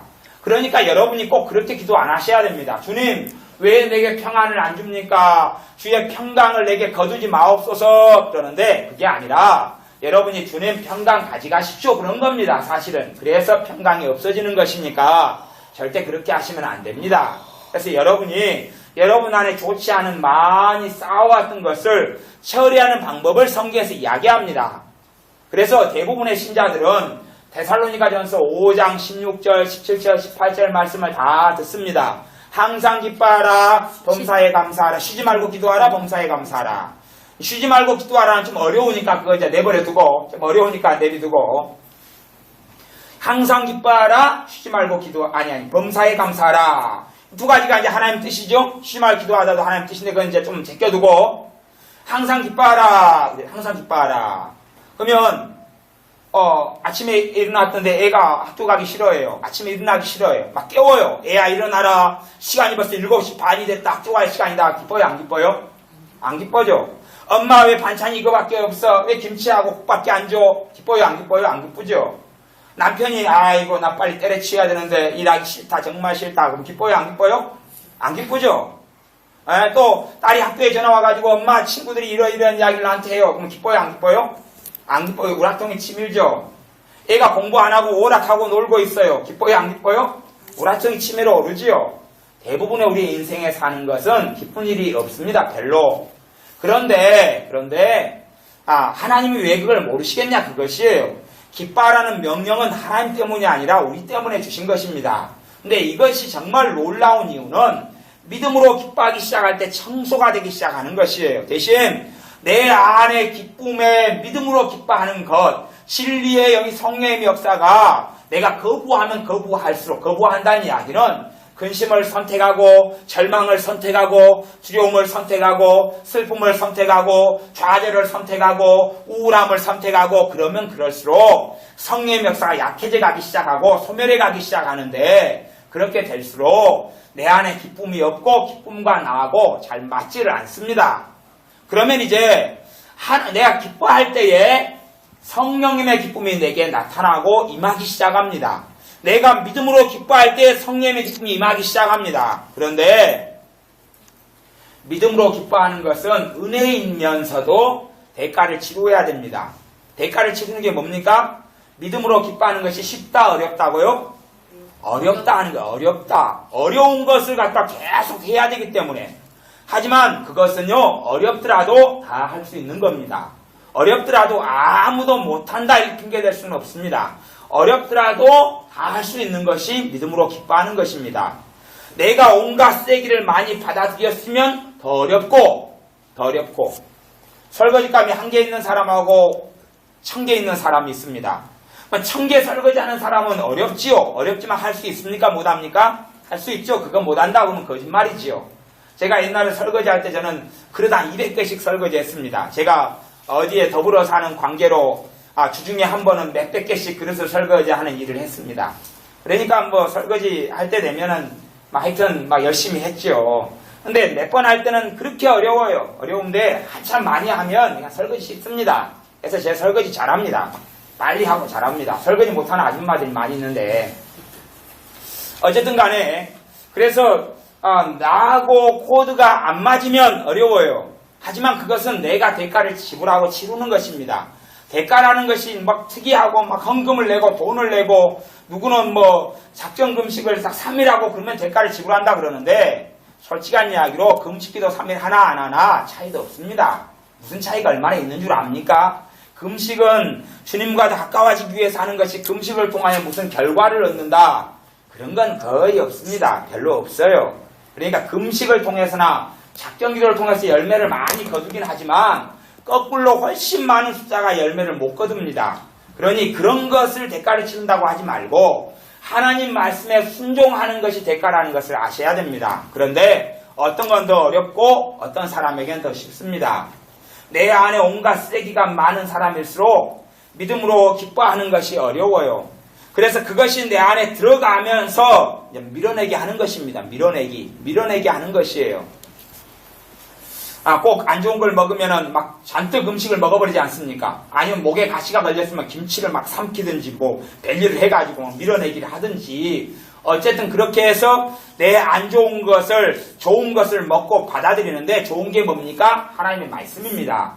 하나님의 말씀을 내가 받아들이면서 안 좋은 것이 내게서 빠져나가는 것입니다. 대신 내가 믿음으로 말씀을 받아들일 때에 안 좋은 게 빠져나가는데 그 현상과 증상이 하품하고 트름하고 기침하고 그렇게 됩니다. 여러분이 믿음으로 받아들이셔야 됩니다. 근데 대부분의 사람들이 이제 하나님의 말씀을 지식으로 머리로 받아들이니까 아무리 현상이 없습니다. 마음으로 말씀을 영의 양식으로 먹고 받아들여야 되는데 머리로 집어넣습니다. 근데 이 머리로만 해왔던 습성이 있는 사람은 말씀을 마음으로 받아들인다는 게 무슨 의미인지를 이해하지 못합니다. 왜? 잘 경험하지 못하거든요. 그래도 하십시오. 어떻게 해도 못하겠습니다. 말씀을 마음으로 받아들이십시오. 근데 어떻게 하는 게 좋냐 그러면 중요한 말씀, 중요한 구절이 있지요. 그러죠? 그런 것을 자꾸 반복해서 읽으면서 여러분이 묵상하고 입으로 고백하고 말하고 고백하고 말하고 하면서 청소를 하셔야 됩니다. 영적인 청소, 마음의 청소는 그렇게 하는 겁니다. 외로움이 있다. 그러면 외로움에 반대되는 말씀이 있겠지요. 놀라지 말라 내가 너와 함께함이니라. 이사야 41장 이런 말씀 있잖아요. 그런 말씀을 가지고 계속 받아들이고 먹고 주장합니다. 내가 놀라지 않습니다. 난 놀라지 않는다. 하나님은 나와 함께 계시다. 하나님이 나와 함께 계시다. 하나님이 나의 피난처다. 나는 놀라지 않고 무서워하지 않는다. 하나님이 나의 능력이시다. 주님이 나의 능력인 것을 내가 믿습니다. 그렇게 많이 고백할 때에 사실은 안 좋은 게 많으면 그 고백이 쉬울까요? 어려울까요? 어렵습니다. 좋은 게 많이 들어차면 말씀을 가지고 고백하면 성령님이 역사합니다. 바로 한 2번 하면 하나님이 나와 함께 하신다는 걸 믿는 사람은 하나님이 나와 함께 하시는 것을 믿기 때문에 주님을 찬양합니다. 그러면 성령의 임재가 나타납니다. 그런데 그게 없고 요 안에가 다른 게 들어가 있는 사람은 내가 것에게 반항을 합니다. 의심이 솟아오르면서 그렇게 한다고 무슨 일이 있냐 그렇게 이제 솟아오르기 시작하면 여기 마귀 공격이 나타나는 건데 너가 진리를 먹으면 안 돼. 받아들이면 안 돼. 너는 언제나 내가 학대하고 괴롭히는 내 자식으로 남아야 된다. 같이 지옥에 가자. 그리고 있는데 진리를 받아들이려고 하면 그때 마귀가 지고 많이 역사한다는 걸 아셔야 됩니다. 공동묘지에서 역사하는 게 아니고 말씀을 받아들이려고 하면 그때 제일 많이 역사하는데 내게 싸워왔던 만큼 그 강도만큼 역사하게 됩니다. 하지만 그것을 이기고 말씀으로 계속 먹고 받아들이면 이제 점점점 안 좋은 것이 떠나가고 없어집니다. 그렇기 때문에 성령 충만에 대한 오해도 그런 것이라고 이제 말씀드렸습니다. 성령 충만이 오면 자동으로 내 안에 있는 쓰레기를 다 하나님이 치워주겠거니 생각하는 사람이 있습니다. 성령 충만이 오면 자동으로 거룩한 사람으로 만들어지겠거니 성령 충만이 와도 나를 거룩한 사람으로 못 만듭니다. 성령 충만이 나를 거룩하게 못 만듭니다. 무슨 말이냐 하면 성령 충만이 와도 주체가 성령님입니까? 납니까? 납니다. 성령 충만의 주체가 성령님이면 성령 충만이 없어질 리가 없죠.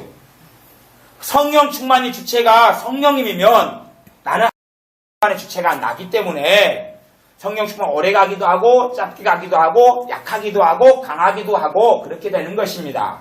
왜? 너희는 그래서 성경에 성령을 소멸치 말며 성령 충만한 역사를 누가 소멸해 먹어요? 우리가 소멸해 먹어요. 주체가 우리이기 때문에 성령 충만을 받으라 우리에게 명령했습니다. 주체가 우리이기 때문에 우리끼고 나기 때문에 그렇습니다. 그래서 성령 충만의 주체가 나고 성령 충만이 임할 때에 내가 그 성령 충만의 역사에 성령님의 이끌리심과 인도하심을 순종해가지고 이제는 더 강한 능력과 힘과 권능과 은혜로 내 안에 있는 쓰레기를 정소하고 치우기가 아주 좋은 때입니다. 왜냐하면 근심이 이렇게 쌓여있다가 성령 충만하게 되면 근심을 없애버린 게 아니고 이런 밥그릇 속에다 근심을 다 모아가지고 뚜껑을 딱 덮어가지고 요 안에 딱 놔둡니다. 근심이 있어요 없어요? 내게 그대로 옛날 거 그대로 있는 건데 이걸 딱 담아둔 겁니다. 요 안에. 그 성령 충만이 약해지면 이게 뚜껑이 열려져가지고 쫙 튀어나오고 올라옵니다. 다시 은혜가 강하면 다시 딱 들어가 뚜껑을 닫아놓습니다. 그러니까 성령 충만할 때는 너무 재밌고 좋아요. 그런데 이걸 처리를 안 하면 조금 있다가 나는 옛날 상태로 고스란히 돌아간다는 것을 알아야 됩니다. 그러니까 어떤 사람은 마약 중독처럼 성령 충만에 중독되는 사람도 있습니다. 성령님의 역사가 나타나면 그 모든 게 해결될 줄 알처럼 거기에 머물기를 좋아하는데 성령 충만은 모든 신자가 죽을 때까지 해나가야 되는 것인데 성령의 역사가 오면 우리가 받아들여서 과거를 치우고 정리하고 없애야 됩니다. 상처도 치유받아야 되고 다른 사람이 했던 내게 했던 저주의 말들도 쫓아내야 되고 물리쳐야 되고 다른 사람이 여러분에게 누가 그랬다고 쳐 여러분의 엄마 아빠가 어릴 때에 부모님께서 너는 계집애가 돼서 너는 쓸모도 없다. 너는 너를 어디다가 쓰냐 그 말을 했다면 그것이 내가 내 안에 한 50년간 품고 있었다면 그게 진리입니까? 진리가 아닙니까? 진리가 아니죠. 그래도 그 말이 새끼를 좀 쳤겠습니까? 안 쳤겠습니까? 여러분이 묵상을 좀 했습니까? 안 했습니까? 했죠. 묵상을 많이 해서 마음의 신비에 새겨놨을 것 아닙니까?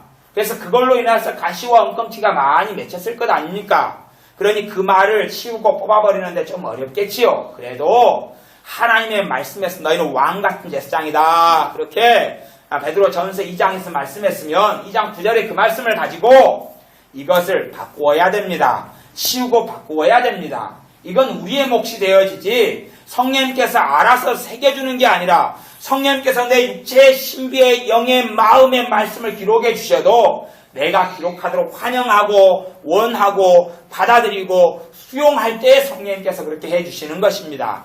그러니 여러분들이 진리의 말씀을 받아들이셔야 됩니다. 믿음으로 잡고 받아들이셔야 됩니다. 이 말씀을 받아들이고 받아들이면 이 말씀하고 내 안에 든 것하고 다르면 내가 받아들이기 싫어합니다. 오래 안 가지만 꼭 그거 하셔야 됩니다. 그건 꼭 하셔야 되는 대가입니다.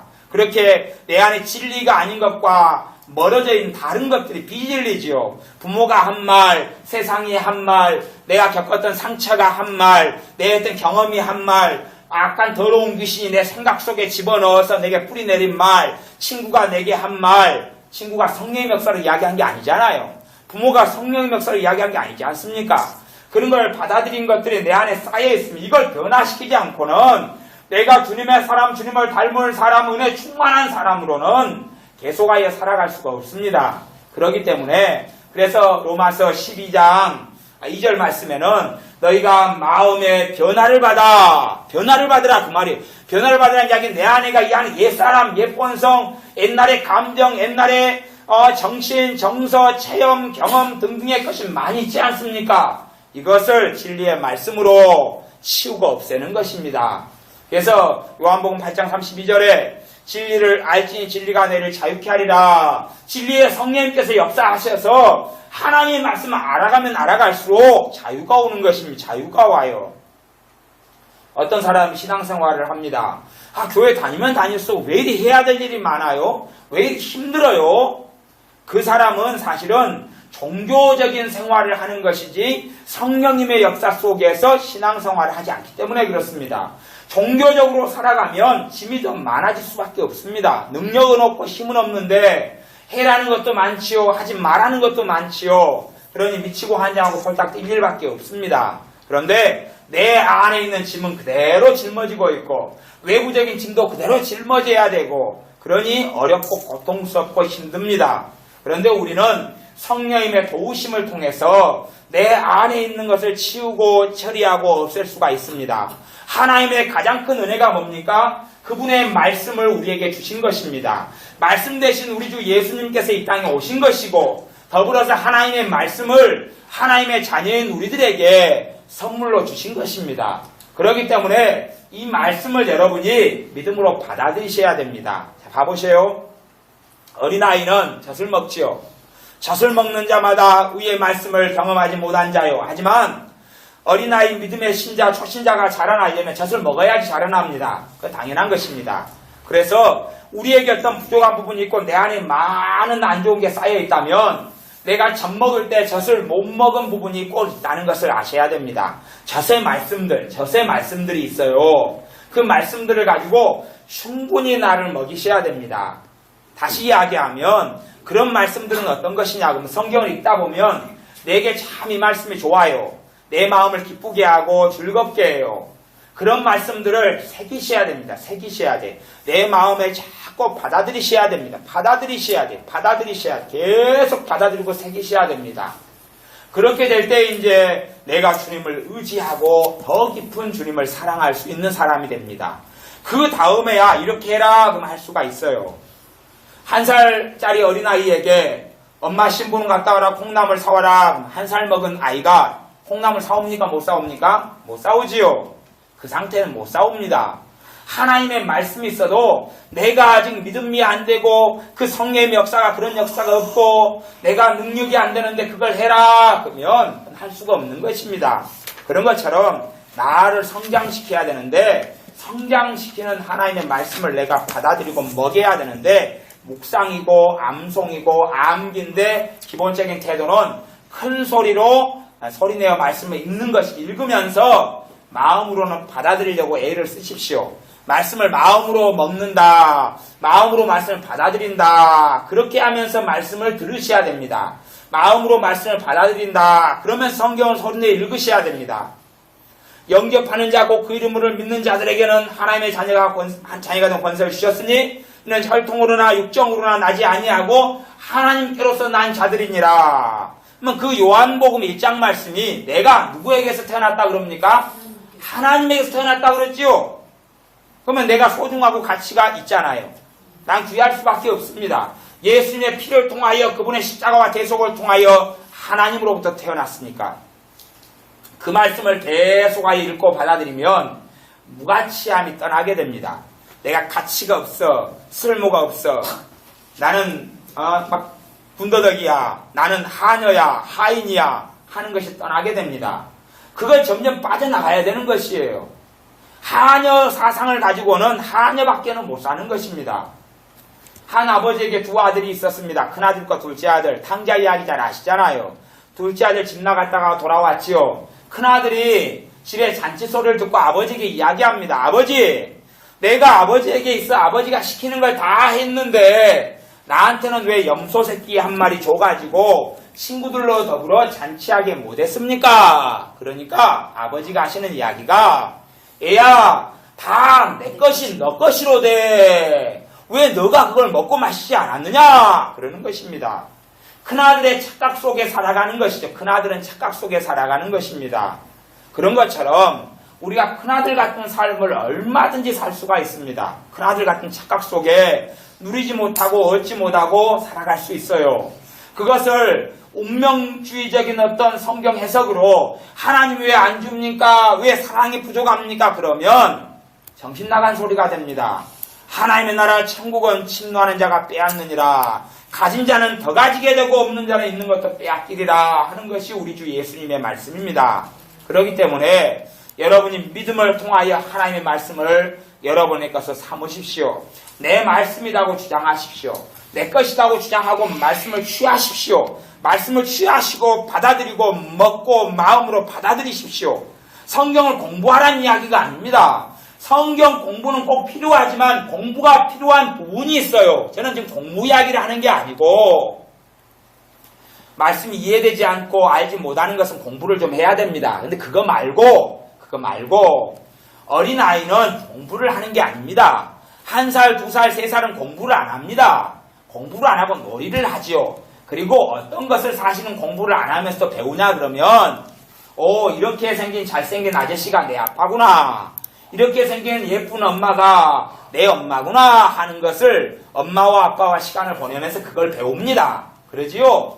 그것이 최고의 공부가 되는 것이지요. 그러면서 출발하는 것처럼 하나님의 자녀로서 하나님의 말씀을 내가 마음에 받아들이는 것입니다. 그런 말씀, 공부해야 될 말씀이 아니라 성경에 명백하게 있는 말씀들, 그리고 보통 일반적인 교회에서나 아니면 성경 암송카드 같은 데서나 핵심 요절이라고 이야기하는 그 말씀들이 있어요. 그것들을 가지고 읽고 묵상하고 소리내 읽고 마음으로 받아들이려고 애를 쓰셔야 됩니다. 아니면 원어 성경 해석 어쩌고. 제가 성경 원어로 강론하는 분들의 설교를 들어보거나 가르침들을 내가 몇 분을 들어봤는데 그 사람들 성경에서 대부분 틀립니다. 원어를 가지고 성경 해석하는 사람들요, 맞는 것도 있고 틀린 것도 있고 아주 엉망입니다. 원어 성경 강론하는 사람들요 30년 했다 그래도 그건 믿을 거 없습니다. 별로 믿을 거 없어요. 왜 그런 줄 압니까? 이게 성경이라는 것은요 문맥적 해석이 맞는 것이 문맥적 해석이 맞는 것인데 대부분의 성경 원어를 아는 사람들은 한 단어면 단어의 뜻이 무진장 많습니다. 굉장히 많아요. 굉장히 많기 때문에 정말로 성경을 바르게 해석하려면 그 한 단어가 이쪽 문장에서는 어떤 의미로 쓰이고 저쪽 문장에서 어떻게 쓰이고 여기에서는 어떻게 쓰이고를 단단히 다 알고 그 다음에 그 언어에 아주 익숙해져야 되고 그렇게 된 다음에야 이제 번역을 하는 것입니다. 그런데 그래도 번역이 미흡한 번역, 틀린 번역이 굉장히 많아요. 영어를 쓰는 사람들은 영어를 한국말로 번역하면 영어를 능통했다 그러더라도 번역이 매끄럽지 못하고 잘 못되고 안되고 이상한 것이 얼마나 많습니까? 왜? 언어가 틀리기 때문에 그렇습니다. 미국의 찬송 시들을 우리나라 찬송가로 옮겨놨잖아요. 그러면은 영어 찬송가하고 한글 가사하고 맞춰보면 대부분이 틀립니다. 굉장히 어감이나 어투가 틀린 게 많아요. 왜? 언어가 틀리기 때문에 그렇습니다. 그것이 1:1 대응 번역이 될 수가 없어요. 그런 요소가 있어요. 그래서 성경 전문 원어에 대한 수십 명의 사람들이 전문적인 그 공부를 가지고 문헌들을 연구하면서 실력을 가지고 그 박사들이 수십 명이 달라들어서 기본적으로 성경 하나를 번역해 놓습니다. 또 하나를 번역해 놓습니다. 또 하나를 번역해 놓습니다. 그래도 번역본과 번역본을 비교하면 틀린 게 많이 드러나 버리고 맙니다. 그런데 하물며 혼자가 국불당문처럼 원어를 내 30년 공부했다 그래가지고 앞뒤꼭지 없이 그렇게 해놓으면 그게 맞는 것이 될 수가 없어요. 최근에 제가 예수 그리스도의 계보다 그럴 때 계보가 뭐다 어쩌고저쩌고 말장난 하는데 막 그런 걸 좀 듣는데 그건 말도 안 되는 소치고 이상한 소치입니다. 그런 것처럼 말씀은 문맥에 의해서 성경이 해석되는 것이에요. 그래서 성경을 가장 잘 알려면 차라리 번역본을 여러 개 갖다가 비교를 해가지고 성경을 연구하는 것이 최고로 잘하는 일반적인 방법이 됩니다. 문맥적으로 맞는가 그 흐름을 살피는 것이에요. 그러니 신비주의적인 성경 어떤 해석이 있는 게 아닙니다. 성경의 해석은 몸매 가지고 하는 것이 몸매 가지고 원어 가지고 하는 것이 아니에요. 원어 가지고 하는 말장난이 얼마나 많은지 모르면 거기에 넘어가 버리면 홀려버리면 아주 나중에 땅을 치고 가슴을 치고 통곡하게 됩니다. 원어적 성경 해석으로 간다. 원어 가지고 성경을 읽어야 된다. 이야기한 사람들의 말에는 절대 넘어갈 필요가 없습니다. 그게 맞았다면 이 대한민국 땅에 복음이 들어오질 않습니다. 선교사님들이 와가지고 원어 가르친다고 그러고 있으면 어찌 되겠습니까? 그래서 거기에 넘어가는 사람들은 기성교인들, 목회자들, 신학생들, 좀 지식이 있는 사람들만 넘어갑니다. 왜요? 그 사람들은 지식을 추구하기 때문에 그렇습니다.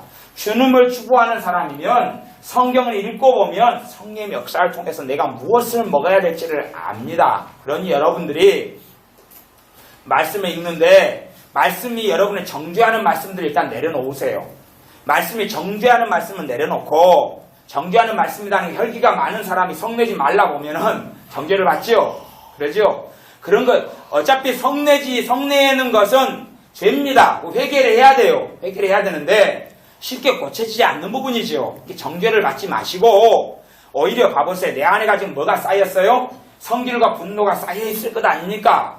이것을 처리해야 되는 문제예요. 처리해야 되는 문제이기 때문에 오히려 하나님의 용서의 말씀을 읽으면서 받아들이고 하나님의 사랑의 말씀을 읽으면서 받아들이고 하나님의 은혜의 말씀을 읽으면서 받아들일 때에 물론 분내고 성질낸 것은 회개해야 됩니다.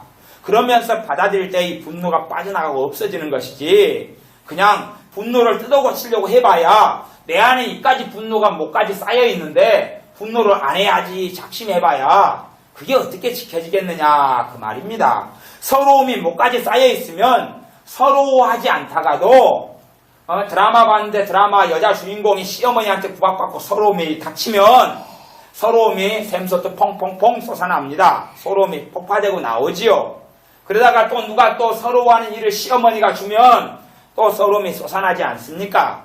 그러니까 서러움이 내 안에 가득 쌓였기 때문에 그러기 때문에 그 서러움을 치워내야 됩니다. 치워내고 없애내야 돼요. 서러움도 본질적으로 죄입니다. 여러분 안에 천국에 있지 아니한 것들은 본질적으로 죄예요. 죄고 이것을 회개로 치워낼 수 있어요. 회개로 치워내고 또한 적극적으로 하나님의 말씀을 내가 받아들이는 것입니다. 요절 중요한 성경 말씀들을 가지고 그냥 단지 읽고 지나가는 것 말고 계속 되풀이해서 반복하는 것이 되풀이해서 반복이에요. 되풀이해서 반복이에요. 어떨 때까지요? 그 말씀이 내게 믿어질 때까지. 말씀이 내게 믿어질 때까지. 말씀이 내게 믿어지고 내게 확신이 올 때까지 그 말씀을 계속 받아들이고 먹는 것입니다. 그렇게 될 때에 내 안에 있는 쓰레기들이 좋지 않은 것들이 하나씩 제거되고 사라지게 됩니다. 그러니 여러분들이 하나님의 말씀을 성경 읽다가 아니면 요절을 발견하면 그렇게 막 성경 읽으려고 통독은 해야 되고 읽는 건 해야 됩니다만은 그렇게 해서 여러분이 빨리 믿음의 진보를 하지 않습니다. 그렇게 되질 않아요. 그렇게 되기보다 여러분이 중요한 말씀을 아니까 그 말씀부터 먼저 먹으셔야 됩니다. 그게 먼저입니다. 여러분 자식을 사람 교육시킨다고 중요한 것부터 가르쳐야 되는데 그죠? 근데 자식을 역사책 갖다가 먼저 가르치고 5살짜리를 역사 교육을 시키고 5살짜리를 아직 준비가 되지 않았는데 별로 생존에 중요하지 않은 것인 막 덧셈부터 가르친다면 되겠습니까? 신호등 조심시키고 밥 먹는 거 가르치고 똥 누는 거 가르치고 잠자는 거 가르치고 양치하는 거 가르치고 생존에 필요한 걸 가르쳐야 되지 않습니까? 그러지요? 그것처럼 그러한 내 영적인 생명과 유지를 하는 데 필요한 하나님의 말씀들을 가지고 내가 책임질을 해야 됩니다. 말씀이 머리에 있고 지식에 있을 때는 그 말씀의 능력이 나타나질 않습니다. 하지만 말씀을 내 마음에 받아들이면 믿음이 이제 나타나기 시작합니다. 믿음이 역사하기 시작하면 좋지 않은 것들이 내게서 떠나갑니다. 그 정도 되면 마귀야 내게 물러가라 안 해도 마귀 떠나갑니다. 마귀가 나하고 코드가 안 맞아. 어떨 때 한 번씩 공격해올 때가 있어요. 한 달에 몇 번씩. 공격해올 때 말고는 별로 공격을 못합니다. 공격하려도 나하고는 코드가 안 맞거든요. 마귀하고 코드가 잘 안 맞아요. 상습적으로 마귀의 공격을 받는 사람들은 코드가 요 안에가 맞게 만들어져 있기 때문에 그렇습니다. 내 안에 마귀 공격하고 내가 맞게 돼 있기 때문에 내일 공격도 당하고 아니면 이틀이 멀다 하고 하루가 멀다 하고 공격을 당합니다. 근데 이걸 정리하고 나면 어쩌다가 옵니다.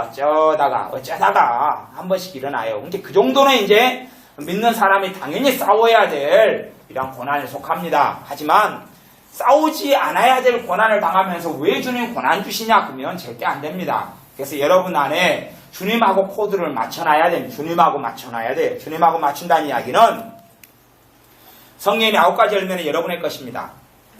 왜요? 성령님이 여러분 안에 임하셨으면 성령님이 여러분 안에 임하셔가지고 나는 얘한테 사랑은 안 줘. 사랑은 네 안 줘. 그러면서 성령님께서 내 안에 거하시겠습니까? 안 그러시겠습니까? 안 그러지요. 사랑 안 주려고 내 안에 오신 게 아니죠. 보혜사 성령님께서.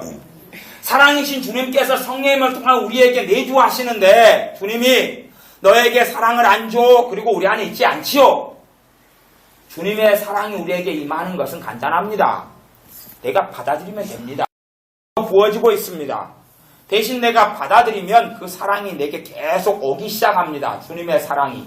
내 안에 계신 성령님께서 그 사랑을 계속하여 붓기 시작합니다. 그런데 하나님 나를 사랑 좀 해주십시오. 물론 내가 사랑을 안 받아들이고 하나님 사랑 좀 주십시오. 그러면 100년 기도해 보십시오. 사랑 안 줍니다. 왜? 사랑은 주어주고 있는데 받지를 않으면서 기도만 해요. 이상한 것이지요. 이상한 것입니다. 수도꼭지가 여기까지 수돗물여기까지 나와 있어요. 수도꼭지가 코앞에 있어요. 수도꼭지만 돌리면 물이 나와요. 100년을 기도해 보십시오. 주님이 야 꼭지 돌려 꼭지. 아니요 주님 천사를 보내셔서 꼭지를 돌려주세요. 천사가 그런 거 안 합니다. 주님 꼭지를 돌려주세요. 이게 믿음이거든요. 꼭지 돌리는 거요. 믿음이거든요. 말씀을 믿는 믿음 때문에 하나님이 나 사랑하신다 말씀을 가지고 꼭지를 돌리셔야지요. 성령님이 이 안에 임하셨는데 얘한테 사랑을 못 줘. 그리고 임하셨습니까? 그게 아니단 말이에요. 성령님이 이 안에 임하셨는데 너한테는 희와 기쁨을 못 줘. 그리고 임하신 게 아니에요. 꼭지를 돌리면 돼요. 돌리면 돼요. 돌리면 돼요. 성령님께서 보혜사 성령님께서 우리에게 임하셔서 도우시려고 임하셨어요. 능력의 원천이고 근원 되신 성령님께서 임하셨어요. 주 예수 그리스도의 이름으로 우리에게 임하셨어요. 그러니 주님의 십자가와 주님 보혈을 의지하여 믿음으로 돌리면 됩니다. 아니 전기가 여기까지 들어와 있는데 스위치를 켜면 될 텐데 주님 불을 주세요. 불을 전기불을 주세요. 100년 기도해도 전기불 안 옵니다. 스위치 켜라. 그럼 스위치 켜라. 믿음의 스위치를 켜야지만이 성령의 역사 나타납니다. 시간이 좀 되었지만 어제 말씀을 다시 좀 반복하겠습니다. 성령 충만 받는 방법을 다시 반복하겠습니다. 여러분이 이해를 잘 하셔야 됩니다. 성령 충만 받는 것은 쉽습니다.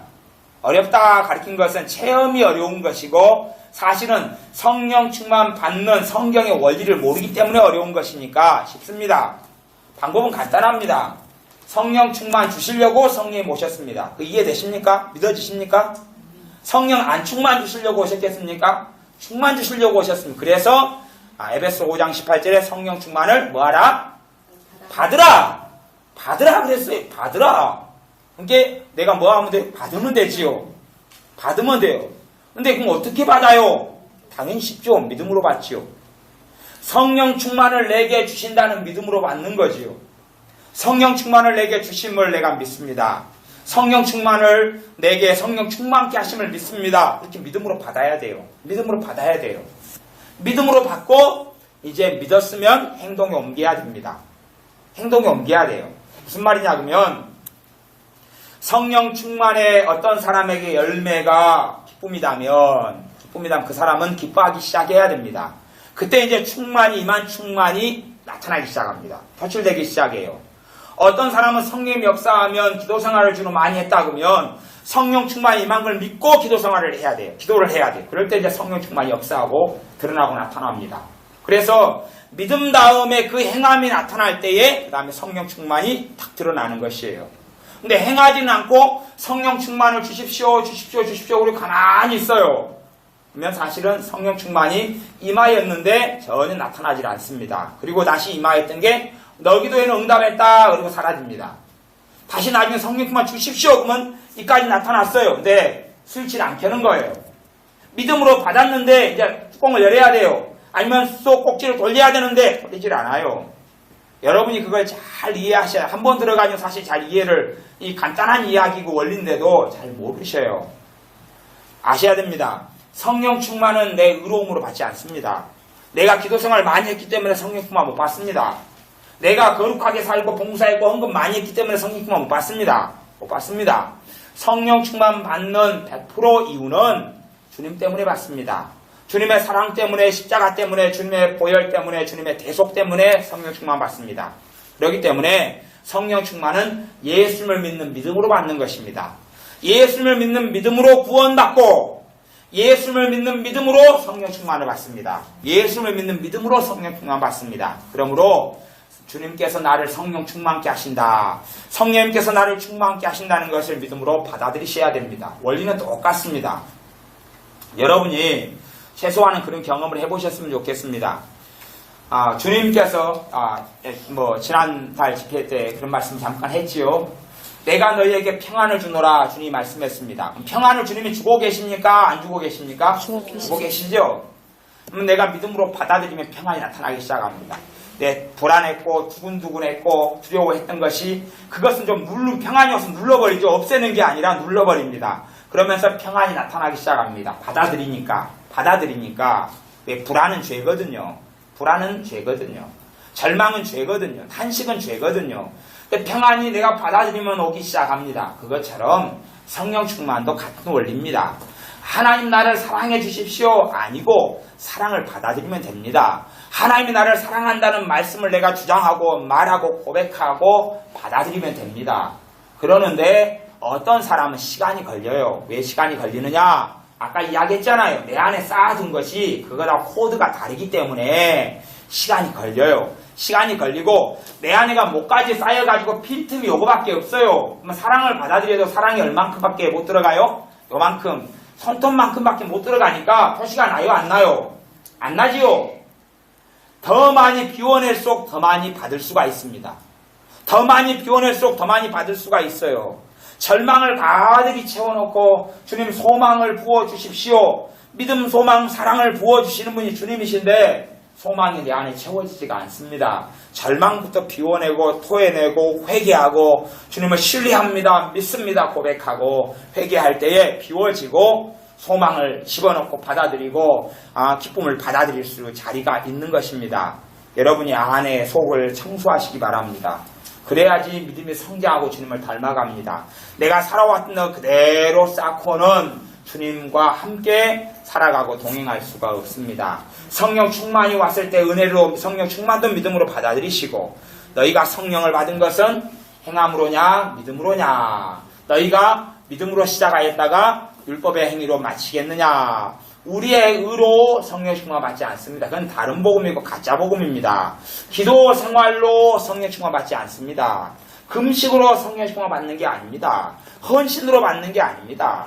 내가 바르게 살아서 성령 충만 받지 않습니다. 그러면 절대적인 기준, 조금 했다 싶으면 양심이 또 뭘 이야기하지요. 정죄하지요. 또 했으면 양심이 또 정죄할 것 아닙니까? 그러면 이제 성령 충만 받는 것이 한도 끝도 없습니다. 못 받습니다. 그게 아니라 주님의 보혈을 의지하십시오. 그리고 성령 충만을 구하고 받으십시오. 구하고 받아들이십시오. 기도할 때 받으시고, 그 다음 성령 충만 받고 성령 충만이 임하면 이제 행해야 됩니다. 행해야 돼. 그것은 이제 사람마다 다르기 때문에 제가 어떻게 깊이 있게는 잘 이야기를 못하겠습니다만은, 아시는 분들은 감이 뭔가가 오는 분들은 감을 따시면 됩니다. 감이 뭔가가 올 수 있어요. 성령 충만이 오면 기쁨은 믿음으로 기도하거나 또 아니면 기뻐하거나, 아니면 성령 충만 주셨다고 감사를 주님 성령 충만 주신 걸 감사합니다 한 10번 20번 하다 보면 이제 나타나기 시작하고, 그런 것이지 뭐 돈 내라 그런 건 없습니다. 아시고 이렇게 기도하시고 은혜를 받으시기 바랍니다. 기도하겠습니다. 아버지 하나님, 우리가 우리 마음에 쌓아놨던 온갖 쓰레기와 더러운 것들을 믿음을 통하여 하나님의 말씀을 통하여 치워내고 비워내고 없애버리기를 원합니다. 우리 안에 쌓아왔던 것을 쌓아둔 채로 주님과 동행하며 은혜 속에 들어 살아갈 수 없고 믿음의 아들로 믿음의 딸로 살 수 없사오니 우리가 우리 안에 쌓아놨던 많은 것들을 하나님의 진리의 말씀을 통해서 비워내고 버려버리고 살게 하여 주옵소서. 예수 그리스도의 이름으로 기도하옵나이다. 아멘.